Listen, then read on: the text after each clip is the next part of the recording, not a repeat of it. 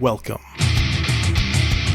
You have now tuned in to the Blackout and Shout podcast with your host, Mike Kincaid. Can I tell you that Baby Yoda just annoys the shit out of me? That's because you haven't watched The Mandalorian. Oh, look at Baby Yoda, so huge. Levy Curry. Some people do all sorts of crazy stuff, like dinosaur romance novels. Those are really a thing. Taken by the T-Rex. A billionaire dinosaur forced me, ravaged by the raptors. I wonder if there's audiobooks of them. And Jed Vargo. He was always like well known for wearing the Nazi outfit on. Captain Kangaroo? Captain Kangaroo. Didn't he have the... No. And he did not dress up as a Nazi either. So sit back. Mike, are you... Listen to me.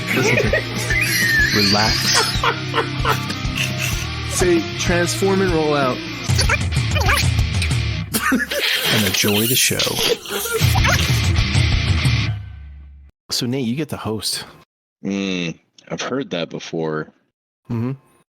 Episode 171, by the way. Ladies and gentlemen, welcome to episode 171 of the Blackout and Shout Show. My name is Nathaniel Armstrong. I'll be your host tonight. I'm joined tonight by one Levy Curry. Hi. One Jed Vargo. Hello. And away we go. Guys, episode 171. Yeah, and enough snuff, we're out. That's it. Good show, guys. Yeah. Woo-hoo. Wrap it up. That's right. Nice. Quick. Shortest episode on record. Yep. Quick and easy. Oh. And, yep. Man, you guys want to play some D&D? Sure. Sweet. Baldur's Gate 3 is gonna have co-op multiplayer. Interesting. And it's gonna be cross-platform between Mac and PC users.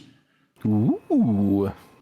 Wow. So Sounds I'm like really gonna have to get a party together, maybe.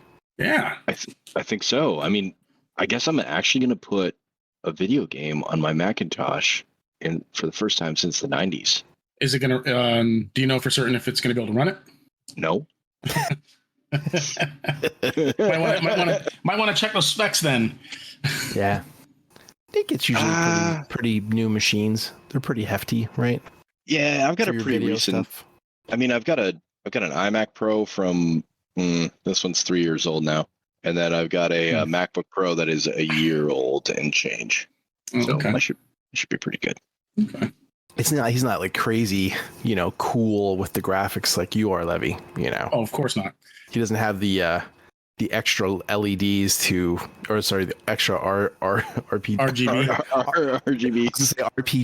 RPMs to how's it go? RPM to RGB crossover, so that certain lights do certain things. Like the more blue lights you have, the cooler your computer runs. Well, no, it's just pretty much RGB gives you a flat 10 to 15% performance boost.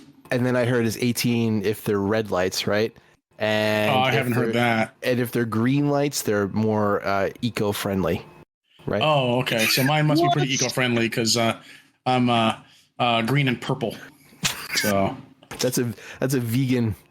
It's a vegan machine right there. Royal vegan. No meat for that machine. I got my monitor sitting in the living room, Levy. I hadn't had a chance to hook it up yet. Yeah, my LG. I got it. nice. Is it ultra wide? It's a 48-inch 16:9. I did not fall for the marketing ploys of the curved screen. Thank you. Oh, okay. Very much. You understand that that's just like two monitors together with a curved, frame, right? Well, That's all I that is. know, but Okay. it's just just having like the ultra wide screen with no seam in the middle, and games look beautiful on it. Yeah, I mean, you're into the whole cockpit like games, so that makes sense for you to have it like a wrap around like that. For me, it's like I want the flat screen. I don't want curved. Well, the curve on mine is very subtle. It's not like super curved. I just like having the extra screen real estate, because when I play my third person action games and my open world games and stuff like that, you just get huge panoramic view of the environment and everything, and it's just it's really, really nice, especially with your Spider-Man, your Horizon, your Last of Us. It just looks awesome. So What do you have? Monitor. Yeah. It's a gigabyte, 34-inch ultra wide. I can't remember the exact model number, but Right. Cool. And what is that refresh rate on that? 144 hertz. Nice. Cool. I got mine. So you were like, you're more focused toward gaming. I'm more focused toward like media and desktop stuff. So with some gaming on the side. So I got the, man, I can't remember the hell. It's a 48-inch. Let me look it up real quick. You know how lazy I am? I could get up, walk over to the box and tell you. But instead, I'm looking it up on Amazon.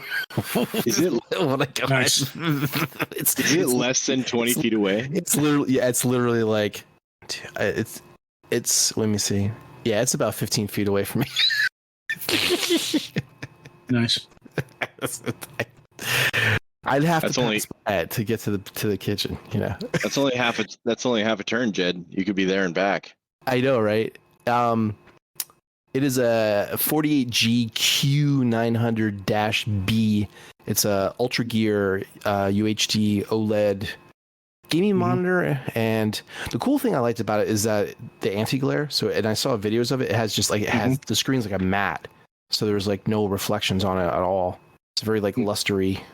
It's pretty cool, and it has HDR10, 120 hertz refresh rate, DCI P3.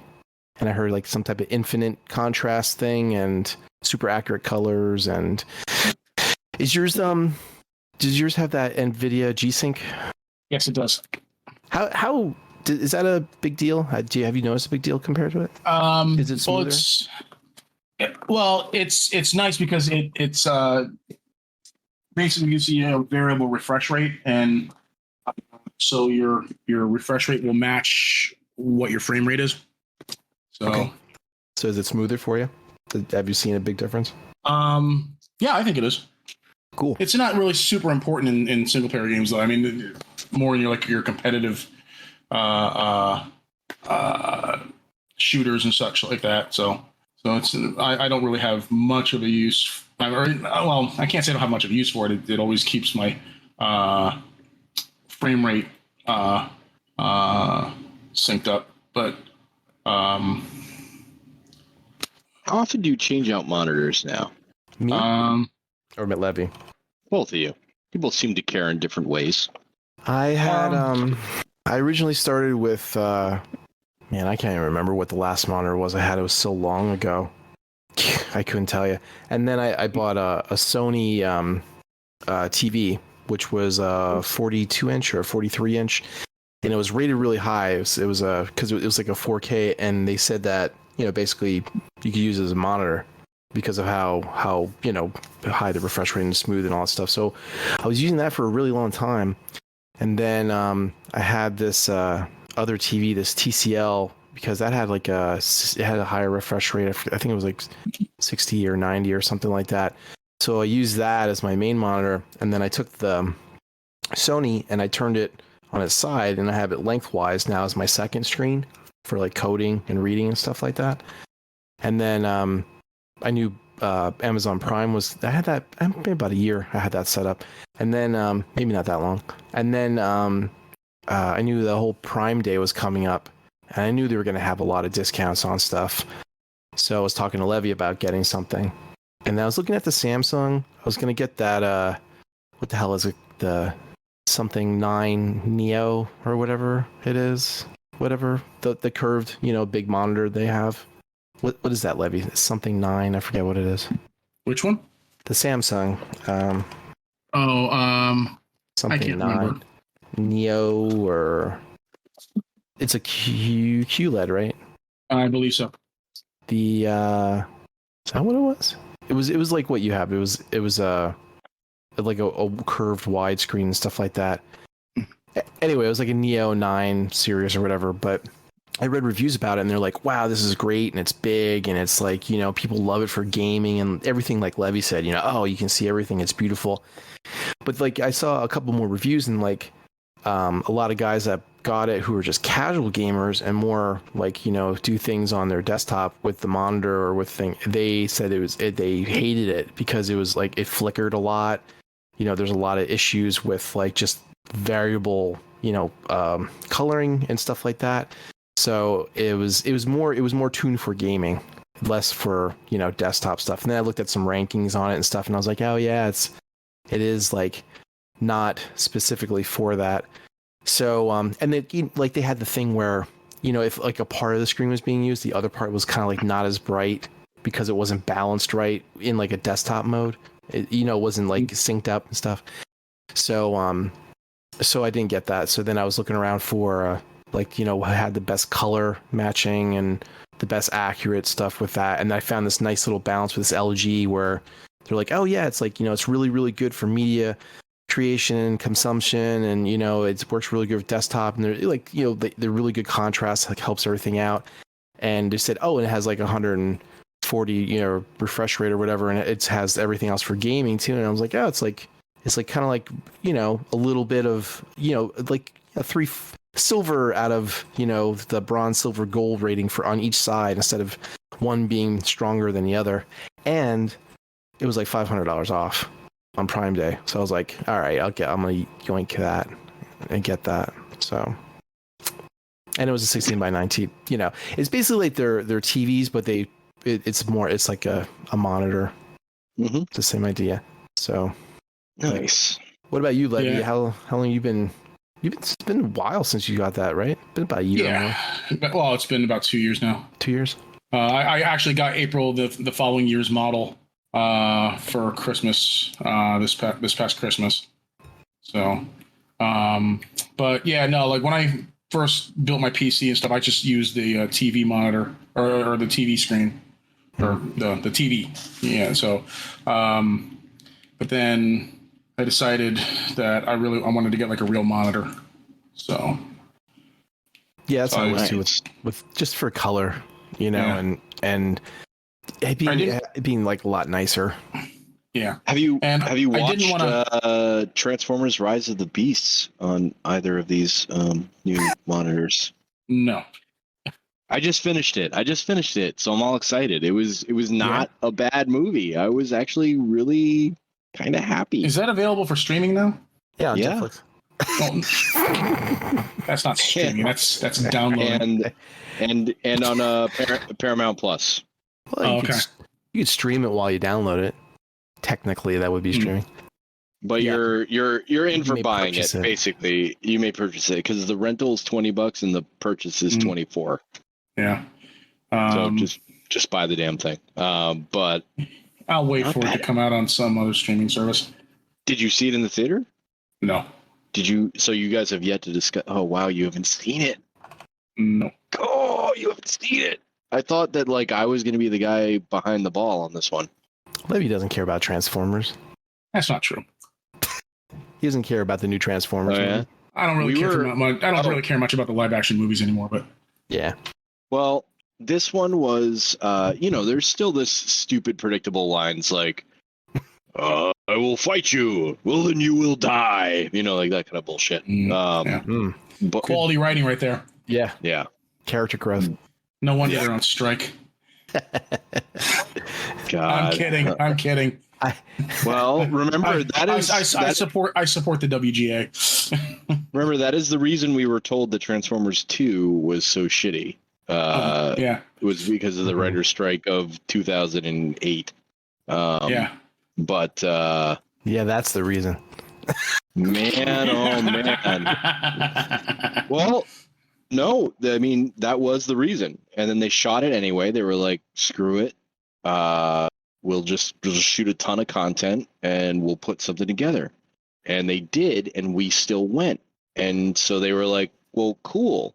Now we don't have to write good scripts; they'll still come." Not I, said the cat. I did not go to see that. You did not go to see that. I did not. You didn't want to see those big Devastator construction balls. No, the whole Dark of the Moon story is a joke. I was reading it online, like the conversation between two people were having about it, and I was like, wow. I'm like, yeah, I won't be paying for that. I did go see the first movie, though. The Dark of the Moon wasn't too bad. It was better than the second one. That was the second one. No, Revenge of the Fallen was. Revenge of the Fallen was the second okay. one. So Yep. my bad. So yeah, Revenge of the Fallen, not Dark of the Moon. See, that's how bad it was. I forgot the name of it. Dark of the Moon, the worst parts of any of these movies, and I think that they finally did it right in Rise of the Beasts, is when you kill off a character that you've fought next to for millions of years, there needs to be some sadness and remorse from the people who have fought next to that character. And Dark of the Moon, they kill off Ironhide and nothing happens. No one sheds a tear. There's like maybe a heartbeat of like, and this is supposed to be like Prime. He died horribly.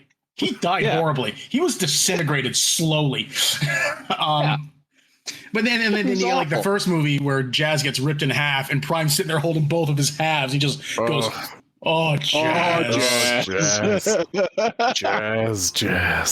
Oh, Jazz. Oh, Jazz." If I could only put you back together. And that's even overshadowed by the fact that Bumblebee talks. I wish to stay with the boy. Yeah. As Prime is just tossing Jazz to the side. Yeah. Yep. Well. Oh well. Anyway, I don't remember Ironhide disintegrating. I remember getting shot in the back. But he basically rusted. Oh yeah. He rusted away. Yeah, Sentinel Prime has this like, space rust gun and just melts him. Cosmic rust. It's like, it's Cliffjumper did get cut directly in half in Bumblebee. Really? Yeah, but in the beginning, or when they had him they were on the moon. They had him on the moon. They were interrogating him, and they're like, "That's all I need." So not in the Cybertron scene. No, head to toe. He went. Yeah, no, but we care as an audience, but nobody there cares. Like nobody in the movie gives a shit, and so it was done. Deaths in this movie were done better. I disagree. You do? Because they didn't have enough balls to fucking keep Bumblebee dead for longer than 20 minutes. Oh man, it was longer than 20 minutes. Was it? Yeah, it was longer than 20. And I never thought I would be happy to see him. Spoilers. I never thought I would be. And then he's not. I never thought I'd be happy to see him come back. I even told you, Levy, when we were talking about the trailer. I said, "You see that thing sticking out of his back?" I'm like, "That's a blade." You're like, "No, it's not." He's just. It's part of his door. I'm like, no. Yeah, no, he gets fucked up, and then spoilers though, right? Who gets really fucked up in the beginning is fucking the other dude. What's that? Is Ape something?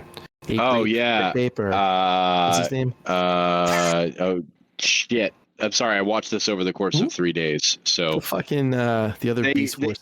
They created it. They created another Primal character, like it's Primal's dad or some shit, and he just gets the leader. Yeah, he was the leader in this. He's never Ape Link. He might have been in Ape Link. He might have been in Beast Wars at some point. No, I know the name. Comics. He was, maybe. But yeah, they were calling him Ape Link, and he was awesome and powerful looking. All right, and got so here we go. All kinds of messed up early on. Ape Link, let's see, is a redeco of, let's see, where are we here? What was he? Was he in 3H comics? Was he a redeco of that triple changer, Ape Face? He was in Beast Machines. He was a redeco of Beast Wars Mega Transmetal version of Optimus Primal, transforming into a robotic gorilla. Yeah, imagine that. It would have really surprised me if he said he transformed into a scorpion. Here, I'll put the image in the chat for you, Nate, so you can see what. Nice. He looks just like it was just different color. It's kind of like a G2 ish. Well, maybe not. Oh, he has a skateboard. Oh, okay. Was he the? It's it's Transmetal Optimus Prime. Yeah. I have this one in the regular blue and brown and gray colors, but anyway, so if you were to that's just Prime. If you were seriously, that's just Prime. It is. It's just Prime. Just different colors.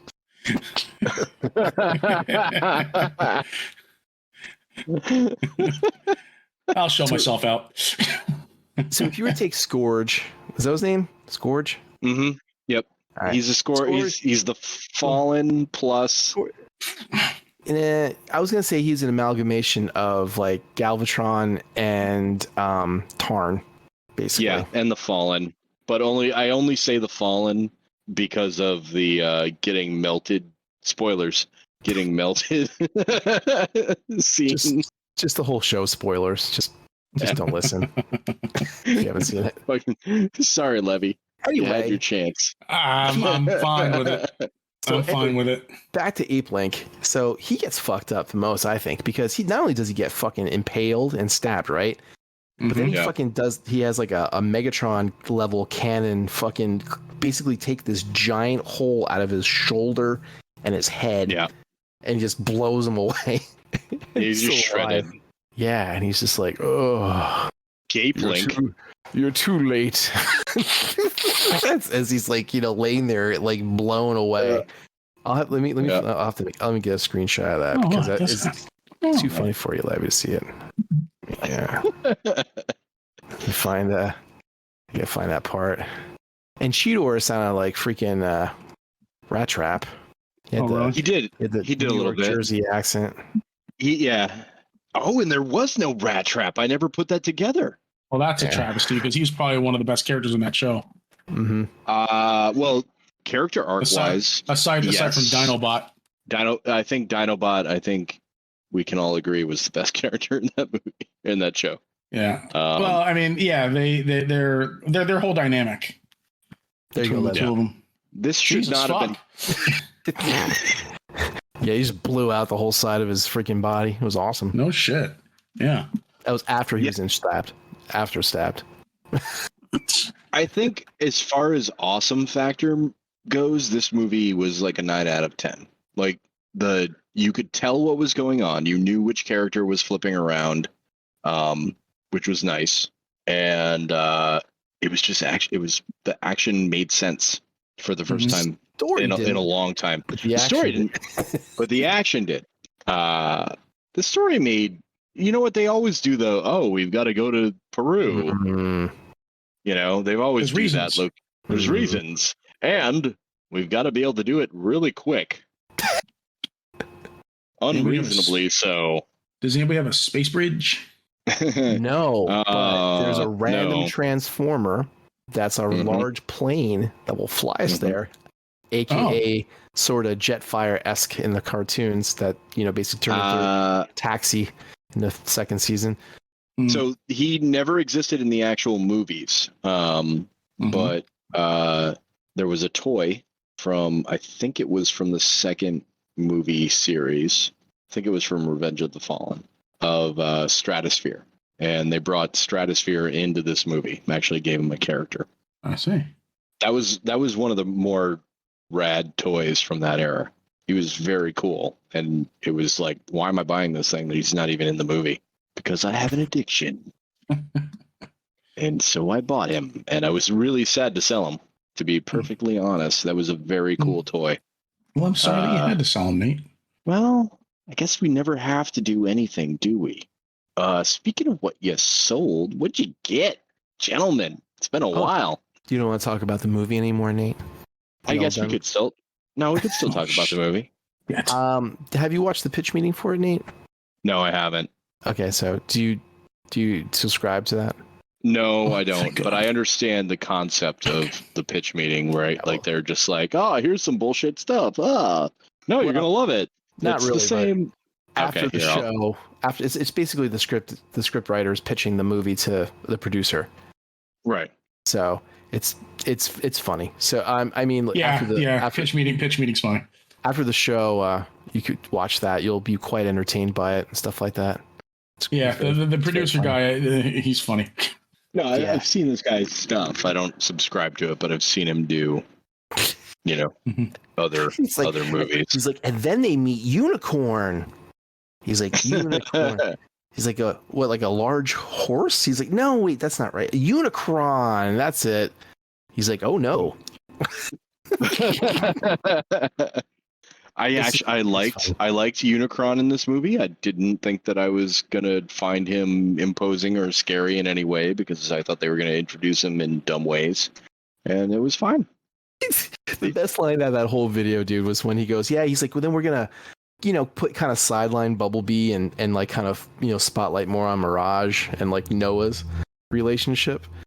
And he's like, and they're gonna create a new revenue stream. I mean, friendship out of it.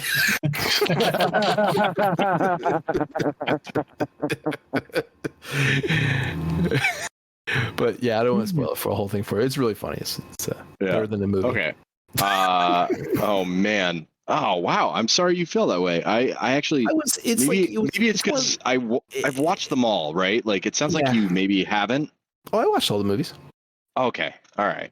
So I've been so just disappointed for over a decade. I was really happy with Bumblebee. No. Bumblebee, okay. I was very happy with. I was very happy with Bumblebee.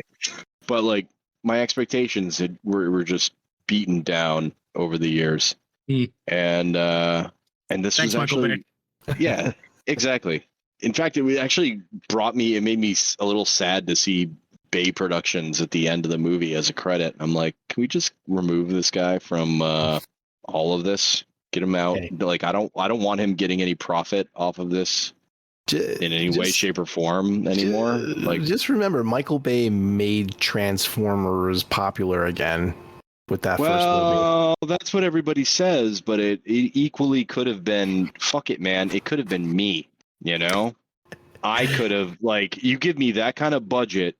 I could have made a way better movie than he did. Sorry. I'm actually saying it. This guy who's never produced anything longer than 17 minutes long. I could have made a better movie than him. I get where Nate's coming from on that one. I mean, really?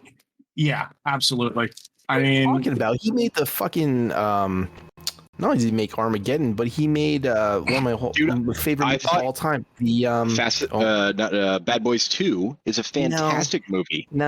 It's a good movie. It's a good movie. I forgot the name of it now. It was with Sean Connery and The Rock.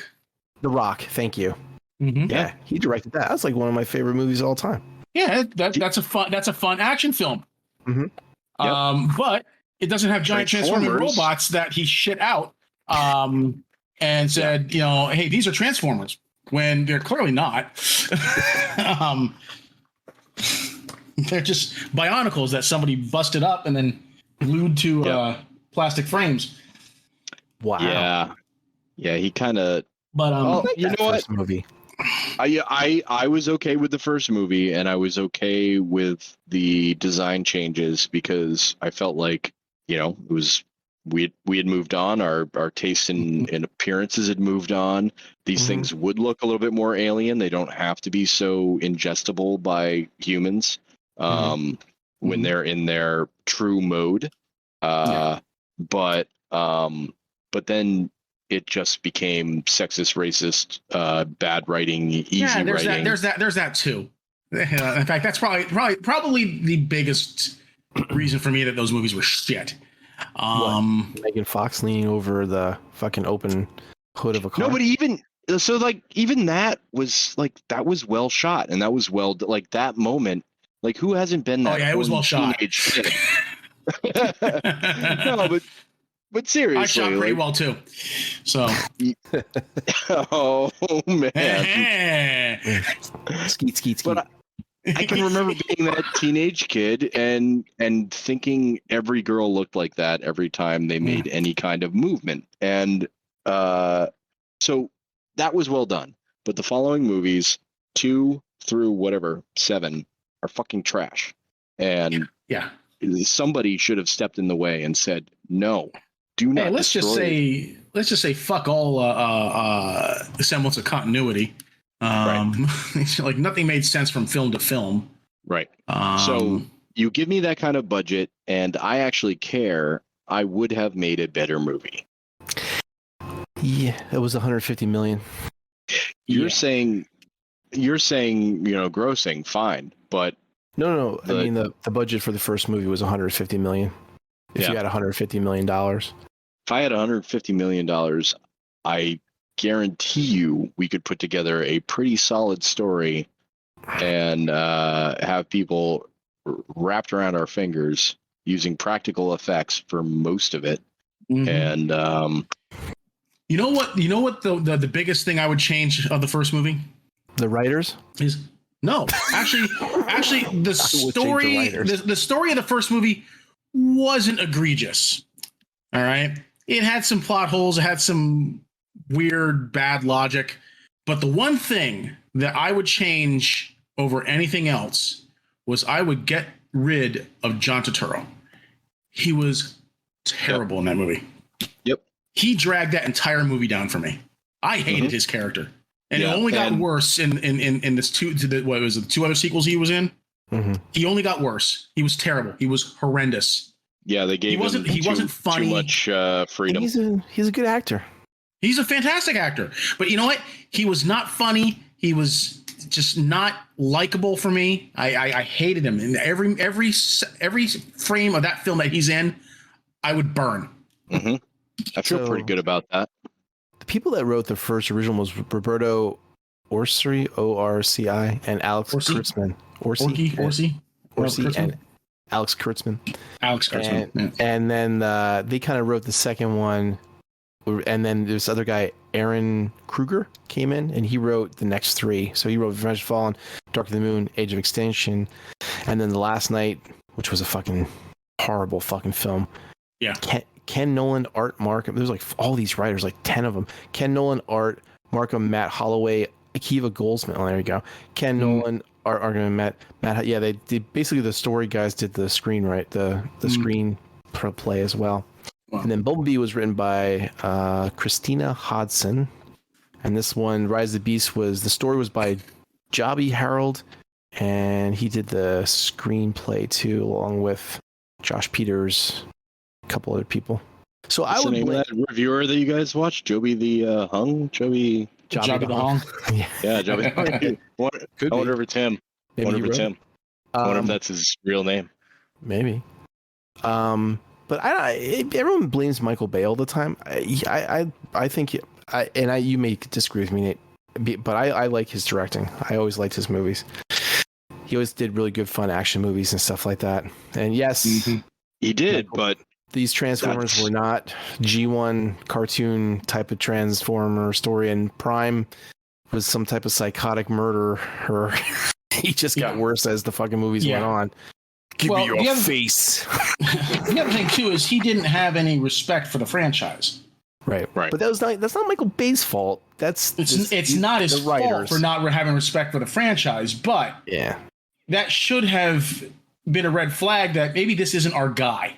Yeah, and you're right, Jed. A director's job is to show up, talk to the director of photography, and say, "Is everything lit the way you want it? All right, let me see how it looks in camera. I don't really like that. Can you add more blue over there, please? Can we get some green lights over there? Okay, sweet. That looks nice. Sound, are you good to go? All right, nice. Where's my coffee? Give me a line of Coke. Get the fuck over here. Where's my human chair? Where's my human chair? All right. Action. Lights are good. Sound is good. Shia, did you read the line? Okay, you know the line. Do you need a prompter? No? Okay. And rolling in 3, 2, and then they go. That's his job. That is his job. And, his job is to just say, did you do yours? Did you do yours? Did you do yours? Okay, great. Roll cameras. That's it. And I thought I wanted to be a director until I learned that that's really all. That's all they do. That's what they do. That's their job. It's very limited. Director of photography is far closer to what I actually wanted to do, but I didn't know that at the time. Unless you wrote it and directed it.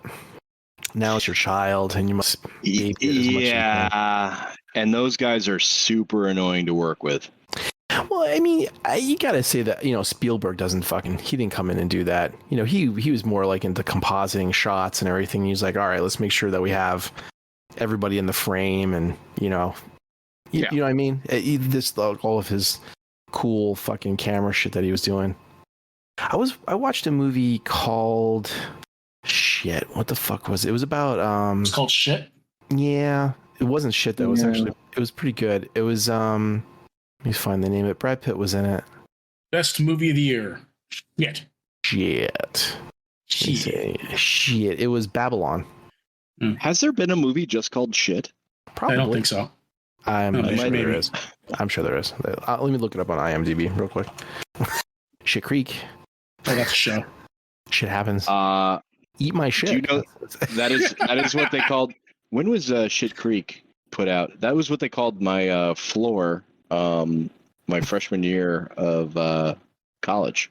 It's Schitt's Creek. It was a TV series. It was Yeah. It was on in the 2010s, maybe late 2010s. There's a lot of them. There's a lot of It was a good show. It was a really good show. There's 1, 2, 3, 4, 5, 6, 7, 8, 9. 12. There's 12 movies called Shit. Was it? Wow.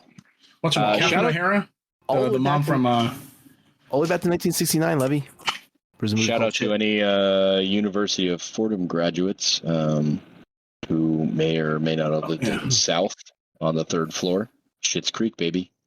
But what I was trying to say was that this was about like around the time of the silent movies, like the actors and producers and directors and all that stuff, and how different it was, like how it affected everyone when they started filming movies with sound, and how like a lot of those main like lead characters like just they lost their jobs because they couldn't fucking act. They couldn't speak. Some of the women sounded like they were, from Jersey, and they talked like, it was like terrible, and they like nobody wanted to watch it when they had the audio in the movie. And then people like Cary Grant or was Cary Grant, I think, Gone with the Wind? Was that Cary Grant? Can't remember. Brett Butler. Brett. When he came, that was around that time. I think that was actually the name of the character. Oh, I don't know. I don't remember the fucking 100 years ago movies.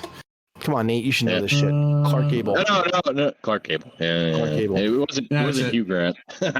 Yeah, George Reeves. Like those people started taking over, the leading roles, and a lot of people fucking killed themselves or fucking just basically vanished into nothingness because of it.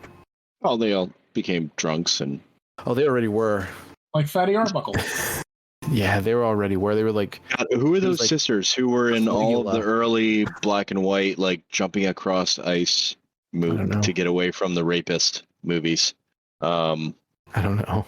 Yeah, they were. Sorry, this is all stuff that you're right. I should know. This is exactly what I studied in college, but I haven't thought about it since. Oh well. All gone. Here's an easy one, right? What was the name of the comedian from the silent films with the short little mustache? Remember his name? Charlie Chaplin. Hey, good job. I was hoping Nate would answer that. It was a question for Nate. Directed at me. Yeah. No. Good old Charlie. Yeah. Well, that was my next point. Is that like, they did silent films, but Captain Kangaroo. Then it was the big tappers. Like they're like, yeah, you can only give us 3 or 4 lines, fine, but can you tap? No. I can't tap dance. Can you? No. I can probably so I would not have made it in a 1920s black and white film. I tap dance once in my time. What? Yeah. Yep. Did you have tap dancing shoes? Yep. Here's a bit of information that I've never heard. It was once for a stage show that I did. If we were to get you a pair for TFCon, would you? No. It was very I was trained some very basic steps. But yeah, it was for a stage show that I was in. So stage production called The Boyfriend. Yes. How old were you? I want to say 18. Dang. Star of stage and screen. Yeah. Levy Curry. No, it was a summer theater group that I used to be in called Stage Door Workshop. In the teenagers group, it was a 6-week program, and the teenagers group, we would put on a free night stage production. Is that like work release? What? Community service you had to do? No, it was just a summer theater group for kids that where What's they that? would The boy stole know, the car. Make him tap. it had it had like theater classes, like acting classes and things like that, and you would learn how to do improvisational theater and things like that. And Acting. Thank you. so I did it for 3 years. The first year I was in it, we did MAME, which is also interesting. Do you guys remember the movie Rocky V? Was that the one where he was trying to train the kid and they had an alley fight? Yeah. Okay. Okay, Yeah, so really. his son in that movie, who was played by his Stallone's real son, by the way, the actress that played his son's girlfriend was actually from this area, and she played MAME in that first year that I was in the show. Interesting. And then the second year we did Fiddler on the Roof. I remember that because I was the innkeeper, I think. And then and then the third year we did The Boyfriend, where I played a lecherous old man who was romancing a teenage girl. It was a weird time. Yeah. I don't know. I'm not familiar with any of those. You've never heard of MAME? No. Barbara Streisand did a very famous movie adaptation of it. No, I'm Wait, sorry. didn't he list Fiddler on the Roof? I'm not and gay. Yeah, you never heard Fiddler on the Roof? No, I'm not gay. Sorry. Come on, you had to have heard of Fiddler on the Roof. It's like one of the most famous musicals of all time. No. Wow. Sorry. No. What's it about? Being Jewish. Yeah. Okay. I heard of Yeah, pretty much that's it. It's about being Jewish, and I heard of I think wasn't it during it was during the time of the Russian Revolution or something like that. Yeah, Cat on and a so hot tin roof. you've got. I heard that one. I think you've got some like forced or arranged marriage stuff going on. Yeah, and, yeah. The one daughter duty to family. runs away. Yeah, the one daughter runs away with a Russian soldier. But yeah, No. Tevye, the actor Tevye, he played not Tevye, Topol played Tevye. Tevye was the main character. He was the father. You ever hear the song by Gwen Stefani, "If I Were a Rich Girl"? No. Oh Christ, Jesus Christ, dude! What do you do with your fucking time? Anyway, yeah, it's basically she basically rewrote that from a song from Fiddler on the Roof called "If I Were a Rich Man." Nope. I know. I heard of Cats. That's great, dude. I heard of Sweeney Todd. That was a play, right? That was a play. That was a play that happened. More accurately, it was a musical. Musical. I heard. Yeah, I played Oliver in Oliver Twist in elementary school. Well, good for you. Thank you. I didn't tap dance though. Yeah. Let's see. I heard of what was the other one? What was that other really famous Broadway show? Was Fame? Fame was a Broadway show. They turned Yes, it into it a was. TV show. Right. That's why I thought you said it first was Fame, but you said MAME. So Yeah, MAME. yeah, no, I've never heard of any of those. Sorry. I'm not educated. I can't believe you never heard of Fiddler on the Roof. But like I said, that's one of the most famous No. Broadway musicals of all time. I don't. You ever hear somebody bust into tradition? Tradition. No. Sunrise, no? Sunset. There was If I were a rich man. I never heard of West Side Story until I moved down to Philly too. But I remember the whole What? my friend Dave. He was like saying how he was gonna rewrite West Side Story to be my story. You never heard of From West Side Providence. Story? Well, I did, and until I moved down to Philly until they told me about it. I never follow plays, dude, or Broadway stuff. Levy, You don't have to have actually heard of them. I've heard of Annie, because like these are movies, they turn them into movies. So That's well, they also turned West Side Story into a pretty famous movie. yeah, that was like in the '60s though. I didn't really watch that movie. That's worth. Neither a have I, watch. but I've heard of it. I heard of but not until I moved down there. No. Levy Curry. What? When we get off tonight, if it's before midnight, I suggest you watch yourself some West Side Story. You're gonna like it. I'm sure I would. I just never got around to watching it. That's got Rita Moreno in it, right? I believe so. Yeah, she was good looking when she was younger. Actually, she was pretty good looking when she was older too. When she was on that show Oz on HBO. So would you? You know what? Just because I was about to switch over to what'd you get, but just because you did ask if I was done talking about the movie, Mirage was actually pretty cool. I thought I was gonna hate the fact that he was Mirage, but Jazz, but somebody else totally, and he just ended up being a really cool, well-developed character, and then what ends up happening to him is also kind of neat. Look who's joined us, everyone. What's up, Hi, Tyler. everybody? Hi, Tyler. Hello. I'm only joining for a quick second because I'm on my way to work. I'm working midnight shifts now. Shoot me in the head. But I just wanted to come and deliver a beautiful message to the cast of Blackout and Shout & Co. Ask me about my wiener. What happened to your wiener? He's gone. Oh. It's a mystery lost to the sands of time. Didn't you lock the door? I thought someone locked the door. And I guess apparently not. No, I let him in. Oh, you let him in. Well, I unmuted him. I unmuted him. See what happened, dude? That's the same thing with vampires. Once you invite him in, it's all over. There are many hurtful stereotypes. May we come in? I had a weird situation happen to me. Speaking of stereotypes, I was leaving Home Depot today. I had an appointment there, and this family pulled up, and I can't remember what kind of car it was. I think it was like a Prius or something like that. And they were a Latino family, and it was this guy, and I think his wife was in the passenger seat, and then there was this girl was in a car seat, and then an older woman, probably someone's mom, and then another like boy or whatever.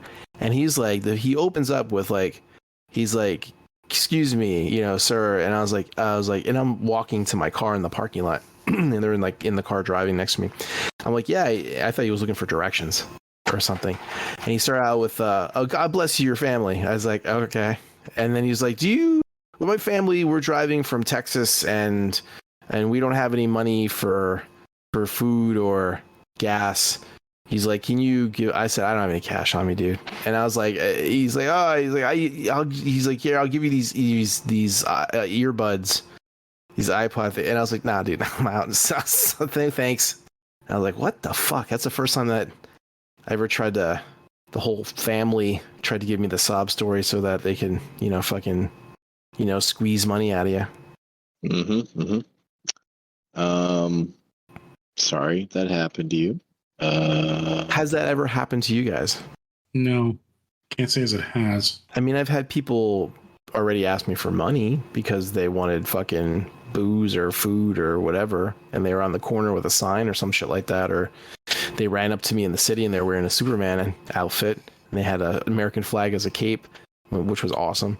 I gave him $5, but anyway, that's the first time I ever tried to get like fucking conned by an entire family, in a car. So yeah, I think I've been asked for money in pretty much every way possible, but I don't think the slow roll at the Home Depot has come up on my list. Oh man, yeah, that is weird.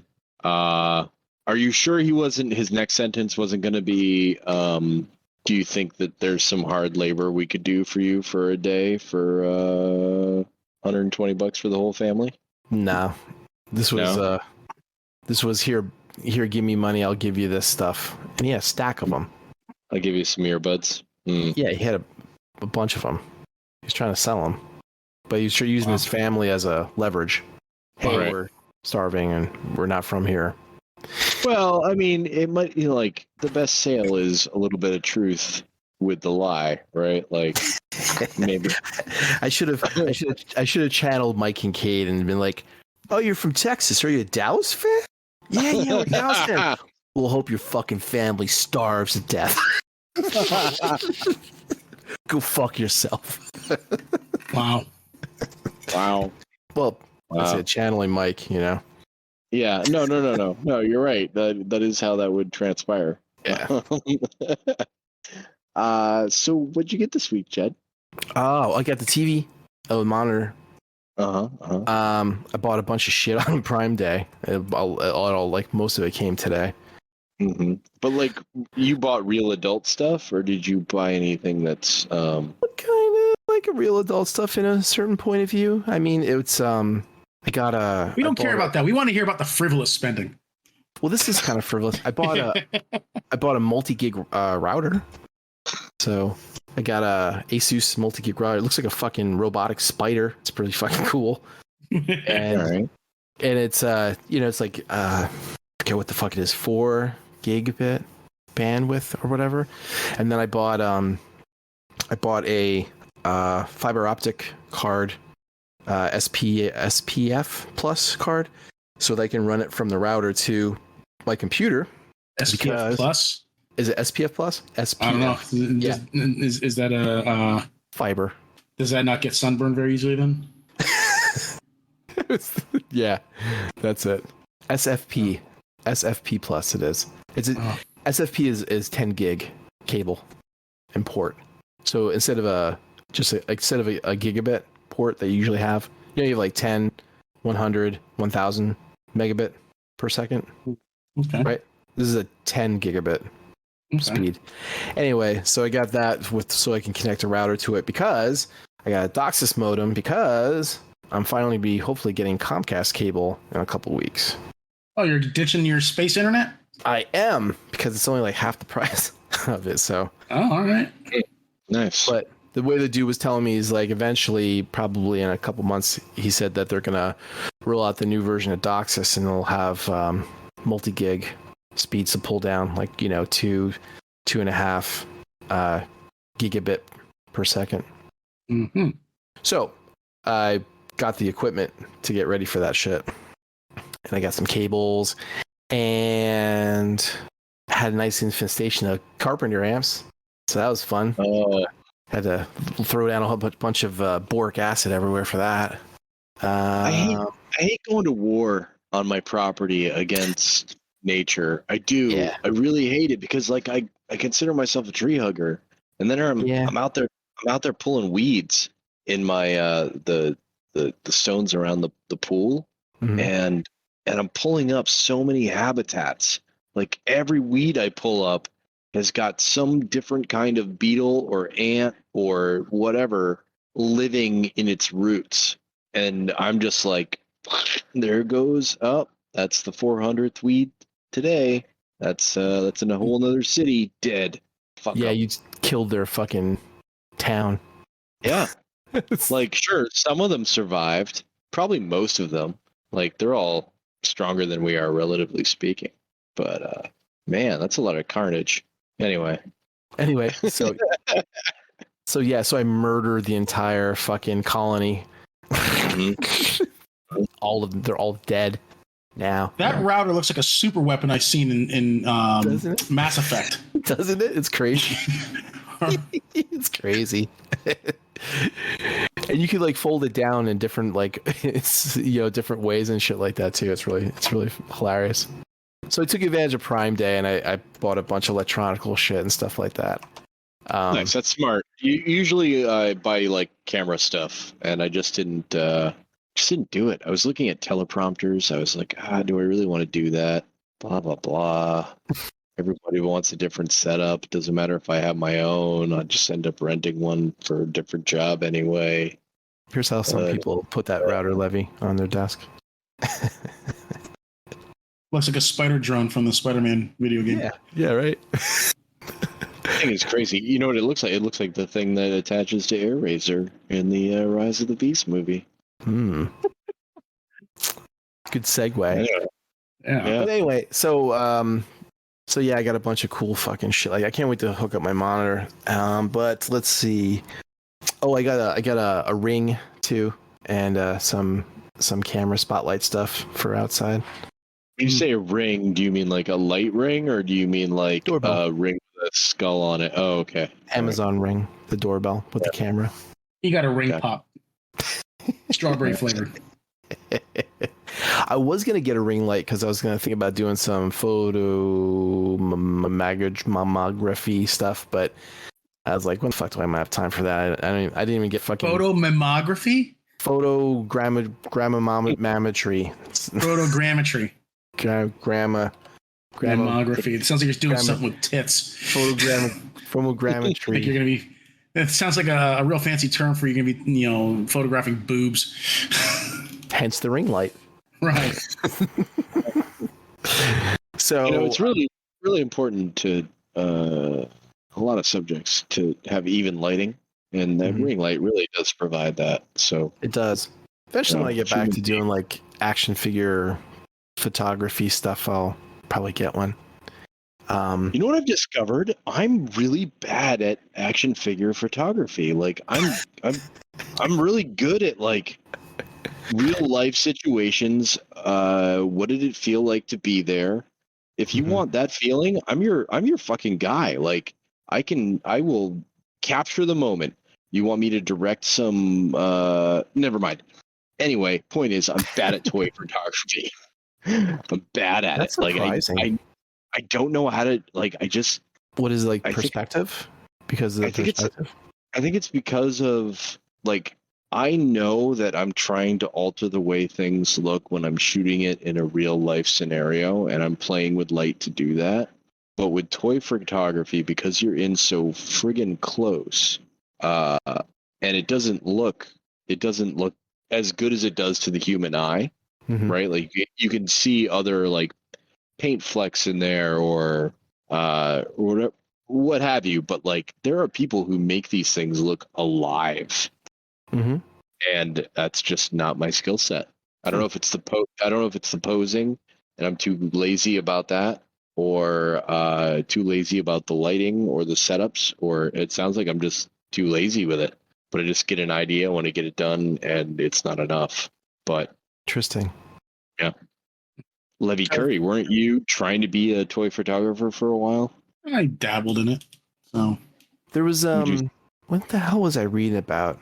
Something about how toy photography. It was something about how a lot of photographers do different styles of photography, and they don't do well because they're used to doing it a certain way because of the difference. Like if you were a landscape photographer and then tried to do portraits, or a wedding photographer, you would fail. But you could do a great fucking shot of a mountain. Or same versus, like if you were a wedding photographer or you took portraits and you tried to go do landscape, you'd suck at it. It's like just you weren't. It's a different style, right, Nate? And that's just because of the way things are set up. It's a different style. It's a different lighting source. Right. Yeah, it's the science of what it is. Like I can walk into a corporate shoot and light it in 30 minutes, but if you want me to do a product shoot, I'm probably going to need like 2 hours just to figure out how I'm going to light. Your if you hand me a toy, right? Like, crap, how am I going to light this on this turntable and have it look great the whole time? It's like not all photographers are the same, so you can't say, "Oh, are you a photographer? Oh, you must be really good at all photography," and it doesn't work like that. Come shoot this. Like you take somebody who is really good at toy photography and you ask them to come shoot a christening, and they're going to be like, So how many points of articulation does this baby have? Right. Yeah, Hold on, let me get my Aquaman action figure. We'll put him in the holy water. So get my buddy Christ. So, but I know I did get some figures too. Oh, I did finally find a Casca figure from Figma that was actually like cheaper than $300. So I found it on AmiAmi. I snagged it. It was like $120. And it was an unopened box. Who's Casca? Casca is from the Berserk. Yeah, Casca from Berserk. It's one of those figures that they didn't like. They didn't make a lot of, and it's just like a rare figure, and unopened. It's almost impossible to find that's anything under like $300. So wow, it's a Figma. That's pretty awesome. But yeah, so I found one finally. I was waiting around. I finally picked one of them up. So that's on its way. I ordered Ken the Eagle. That to be here on Tuesday. Storm Collectibles? Storm, yeah. They just announced June the Swan. Yeah, that's why I bought it. I wasn't gonna buy them if they weren't gonna do the rest of the team. I can't have just Ken and that's it. Yeah, that's one thing that Storm Collectibles has a real problem with is announcing entire new lines without finishing like a single one. Yeah. We're still waiting on a full set of Masterpiece season 1 Transformers. It doesn't exist. We don't have the first 13 Autobots in Masterpiece form. Official. Like official. Oh, well. Well, what do you mean? Well, they've been doing Masterpiece since what? What year did they start doing Masterpiece? 2000 and... You can't really count anything before MP10, really. Why they redid them? No, because before that, there was no real rhyme or reason to it. They just did whatever figures in whatever scale they wanted. It wasn't until MP10 came out that they kind of consolidated the whole... What's that? Was that 2011? Was that 2011? 2010? 2010, 2011, maybe. I don't know. Yeah. Okay, so 2010. We'll call it 2010. Sure. So 13 years. They haven't even given us one bot a year. Mm-hmm.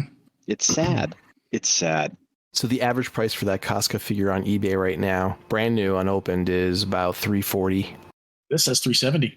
Well, that's one of the one I grabbed on the top, but it was about the average. Like there's ones that are here that are like $340, $370, $390, $420, and then one from China that's like $277. I'm like, yeah, you gonna get me on that one? Yeah. I know that's a KO. Crazy expensive. I am not opening that one. But pay attention, Nate, because this will be one of the other characters that I'll have you make for me in Mythic Legion scale. Okay. This is to it once we could trade off once I get Rip done. This is doable. I mean, it's just a girl with short black hair and a suit of armor, right? Yeah, basically. That's why I'm saying this is doable. Yeah, I can do that. Guts is going to be the harder one, I think, for you. No. Oh shoot, I should have. Oh man. So they just had another drop of figures where the pre-order closed, and there is a giant knight that probably would have been pretty good for your Guts figure. Oh, well, I'll get it then. I should. Well, no, the pre-order closed. You can get it at Big Bad Toy Store afterwards, but it'll be more money. Yeah, and it usually is. I didn't get it, but it's okay. Yeah. Anyway, there are going to be options. I was curious. I was wondering, like, how you're going to do the gun hand that he has. A challenge. A challenge. Anyway, let's see, what else did I get? I got Wait, how big is he like? Is he just Guts? A normal human scale? Yeah. Oh god, no. Guts is a giant. He's huge. Okay, so at least like half giant scale. He is probably about 7 foot, maybe, or very close to it compared to like all the other characters in the manga. All right, yeah, there are like there's 4 major builds. There's the like goblins, the slight males and females, and then there's male scale and ogres. Yeah, so he's like an ogre. Nah, I don't know about that big. He's not. And then there's troll. Right, hold on. Let me look here. He, according to fandom, let's see here. Hold on. I mean, because he'd be really easy to do in the normal 1.0 scale. 6'8", 250. Oh yeah, he's just a 1.0. He's just a normal knight scale, but like with big ass arms. You know how it is with like comics and stuff. They don't like, a lot of times they draw them different sizes and stuff like that. But yeah. Yeah, well, that's perspective. They're almost always somebody on the ground looking up at the guy. They look fucking huge. Like here's a good example of like him and Casca. He's a good 2 heads almost taller than her. Anyway, so enough about Berserk. What else did I got something else too. I got picked up the Teenage Mutant Ninja Turtles NECA Wait, what's the fuck's it called? The NECA Teenage Mutant Ninja Turtles, the Mirage versions of Splinter and Shredder. So that's the. So what? Yeah, what is that? The issue, Included. say issue 12, 8, 9, 10, 12. No, what issue did they start doing that art style? Maybe 10, 12. They started getting like a different art style because there's like the original Turtles. Oh, like, where they're all like really short. Where Splinter. No. So there's 4 or 5 different versions of Turtles. There's a movie live action. There's the cartoons from the 90s or whatever, right? 80s, the TV cartoon. Then there was the original black and white comic that came out in the 80s, and they would look like fucking anorexic turtles. They had like real skinny, necks and shit, and Those are my favorite. Those aren't my favorite. Then there's like the Mirage. They call them the Mirage turtle. This is about maybe a year after they started drawing, and they kind of got their groove, and they drew the turtles this way for like 10 years plus, and so they started getting a little bit more stylized. So they started doing a Casey Jones, they did a Splinter, they did Shredder, they did a couple other characters like that. And there's a 4-pack of the Turtles that just came out, but they're Target exclusives, as are like Shredder and Splinter, but they can't get them online. It pisses me off. So you had to go to a store. They're all sold out everywhere. It's one of those everybody bought it up, scalping it already type of deals. Mm-hmm. So terrible. Yeah, scalpers. But you got yourself a set. Not yet, no. Oh. No. So, but I got Splinter and Shredder. So all I need is get the Turtles. All right. How are they? I didn't open it up. Just looked at them. They look cool, though. They look like they're right up from the pages of the comics, which is kind of neat. Perfect. Anything else? A couple other things, but nothing really that important. Mr. Levy Curry, what did you get? We were talking a little bit before the show, and you were like, dude, I got some stuff. I didn't get anything this week. You fucking lied to me. Goddamn liar. No, I actually got a lot of shit. Wow. Yeah, I got a couple boxes. I got a box from Ami early in the week. I got a BBTS box today. So a lot of Spider-Man stuff. Cool. Not to interrupt you, Levy, but Nate, that's the Turtles I'm talking about. That style. Yeah. Oh, yeah. That is this. Oh, so, those are out and about, huh? Yeah. You're saying you like the ones before that, right? The skinnier version, right? No, I like both. I like the skinny version because it is so bizarre, but this is the version that like I think we all know, Depends, I guess, on your introduction to when you like the Turtles or not. Well, I liked the Turtles when they came out and they had the, bright orange, blue, purple bandanas, but then I found out about this. Yeah, 80s cartoon. But then I found out about this and I was like, ooh, these guys are darker and they like beer. Mm-hmm. No, the ones that like beer are the skinny motherfuckers, right? Do these guys still drink? Can't remember. I know they ate pizza. Yeah. Well, I think the pizza was later. Beer was first. Can't remember, was it? It's been so long, dude, since I read the books. Like years. But anyway, there's a 4-pack of the Turtles that are out in Target now. I must have this. It will be mine. You can't just order them from Nope. the website now? Nope. Oh. Out of stock. If I see it, I'll buy it. Please do. I will more than compensate you. If I see it, I'll take a picture of it and then leave. Thanks, Levy. Yeah, no problem. So what else did you get, Levy? Okay, so I got Mafex Thor, which I haven't opened yet. The classic Thor. A little disappointed because I was watching reviews on it. He's kind of small. It's like kind of short. So a little disappointed by it.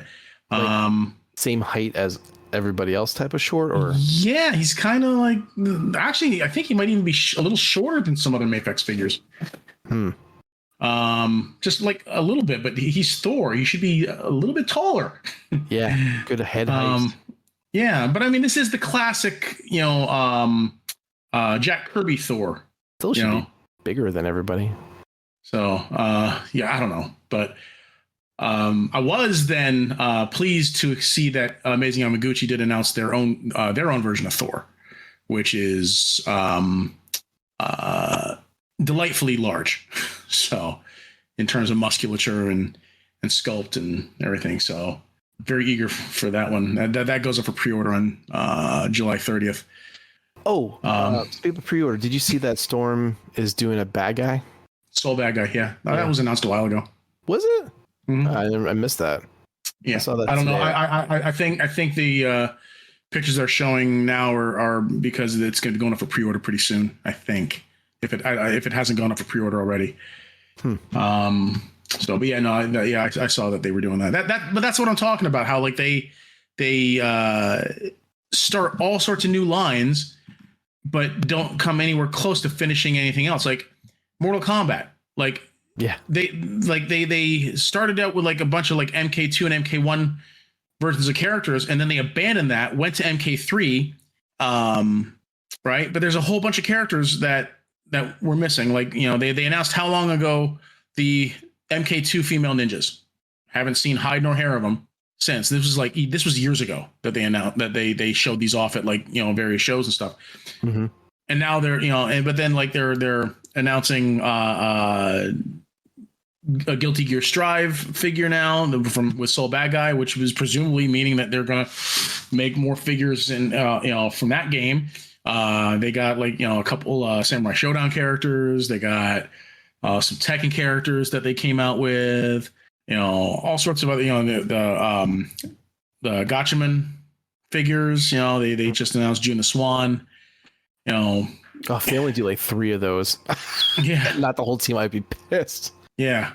So yeah, it's I don't know. I think Storm Collectibles needs to like they're like the last Injustice figure they came out with, I think, was Darkseid, and then they completely abandoned the line. There's just like it's been like 2 years now, and I haven't heard anything more from their Injustice line. Where's Superman that they showed? I was really hoping to get that Superman. Mm-hmm. So Storm Collectibles has a focus problem. So, all but anyway, over the fucking place. Yeah, that's exactly it. They don't focus on 1 or 2 lines and work their best to try and get that completed before branching up another shit. I think that's pretty widespread though. And how often do you think it has to do with problems with the actual designs? I don't know. So we're waiting on the rest of the Fans Toys aerial bots and Decepticons, and it's like, where are they? Which been doing? They're like, gotcha, motherfuckers. They ain't releasing shit. Yeah, but we know they are. But it's just like, let's just focus up. So Storm Collectibles not doing it. Fans Toys not doing it. Anyone else? Yeah, but at least with Fans Toys, they're making Transformers characters. They're sticking to the Transformers line. I mean, Storm Collectibles, they are all over the place. They're making Golden Axe characters. They're making Guilty Gear characters, Samurai Showdown characters, Street Fighter characters, Mortal Kombat characters. Like they got their thumbs in so many video game pies, but they haven't finished baking any one of them. You tell them, Levy. So I don't know. I'm just that's one of the reasons why I walked away from Storm Collectibles. Actually, though, I did just pick up Balrog from Street Fighter 2. Because Balrog's one of my favorite characters. So you gotta tell Nate what you went all in on. See what he thinks about that. Oh, I was gonna talk about that after my haul. Oh, so okay. I thought. But okay. Yeah, but So I got the Mafex Thor. I got like I said, I got a bunch of Spider-Man stuff. I got Mafex Scarlet Spider, which I have not opened yet. I got the Amazing Yamaguchi Spider-Man 2.0, which is actually the the Mark IV Spider Armor. I have that Hot Toys. Yeah, so I did open that one up. That's a pretty awesome figure. I got in my Amazing Yamaguchi box, I got SH Figuarts Across the Spider-Verse, Spider-Gwen and Miles. In my Ami box, I also got Aoshima 124 scale Knight Rider model kit. Oh, right, cool. With the LED light bar kit, which is cool. Nice. And then in my BBTS box today, aside from the SH Figuarts stuff, I got this McFarlane Toys gold label Superman figure, the black and or the grayscale one with the red highlights. You know what I'm talking about? That special edition one. Think so. Yeah. It's actually really cool. I like it. Gold label. Let's see if I can find a picture here for you. Yeah, here we go. Come on. That's not working. There we go. Yeah, there we go. That one. Oh, okay. So I never saw that before. That's a really small image, but you get the idea. Yeah. That's cool though. I like it. I like this one a lot. I like it more than I thought it was going to. It was only like $25. So Nice. Cool. All the more reason to like it. Did you start watching that My Adventures with Superman? I did. I actually watched all 3 episodes tonight before the show. How is that? Is it? I enjoy it. Yeah, it's a Superman anime, and it's really great. I really enjoy it a lot. Cool.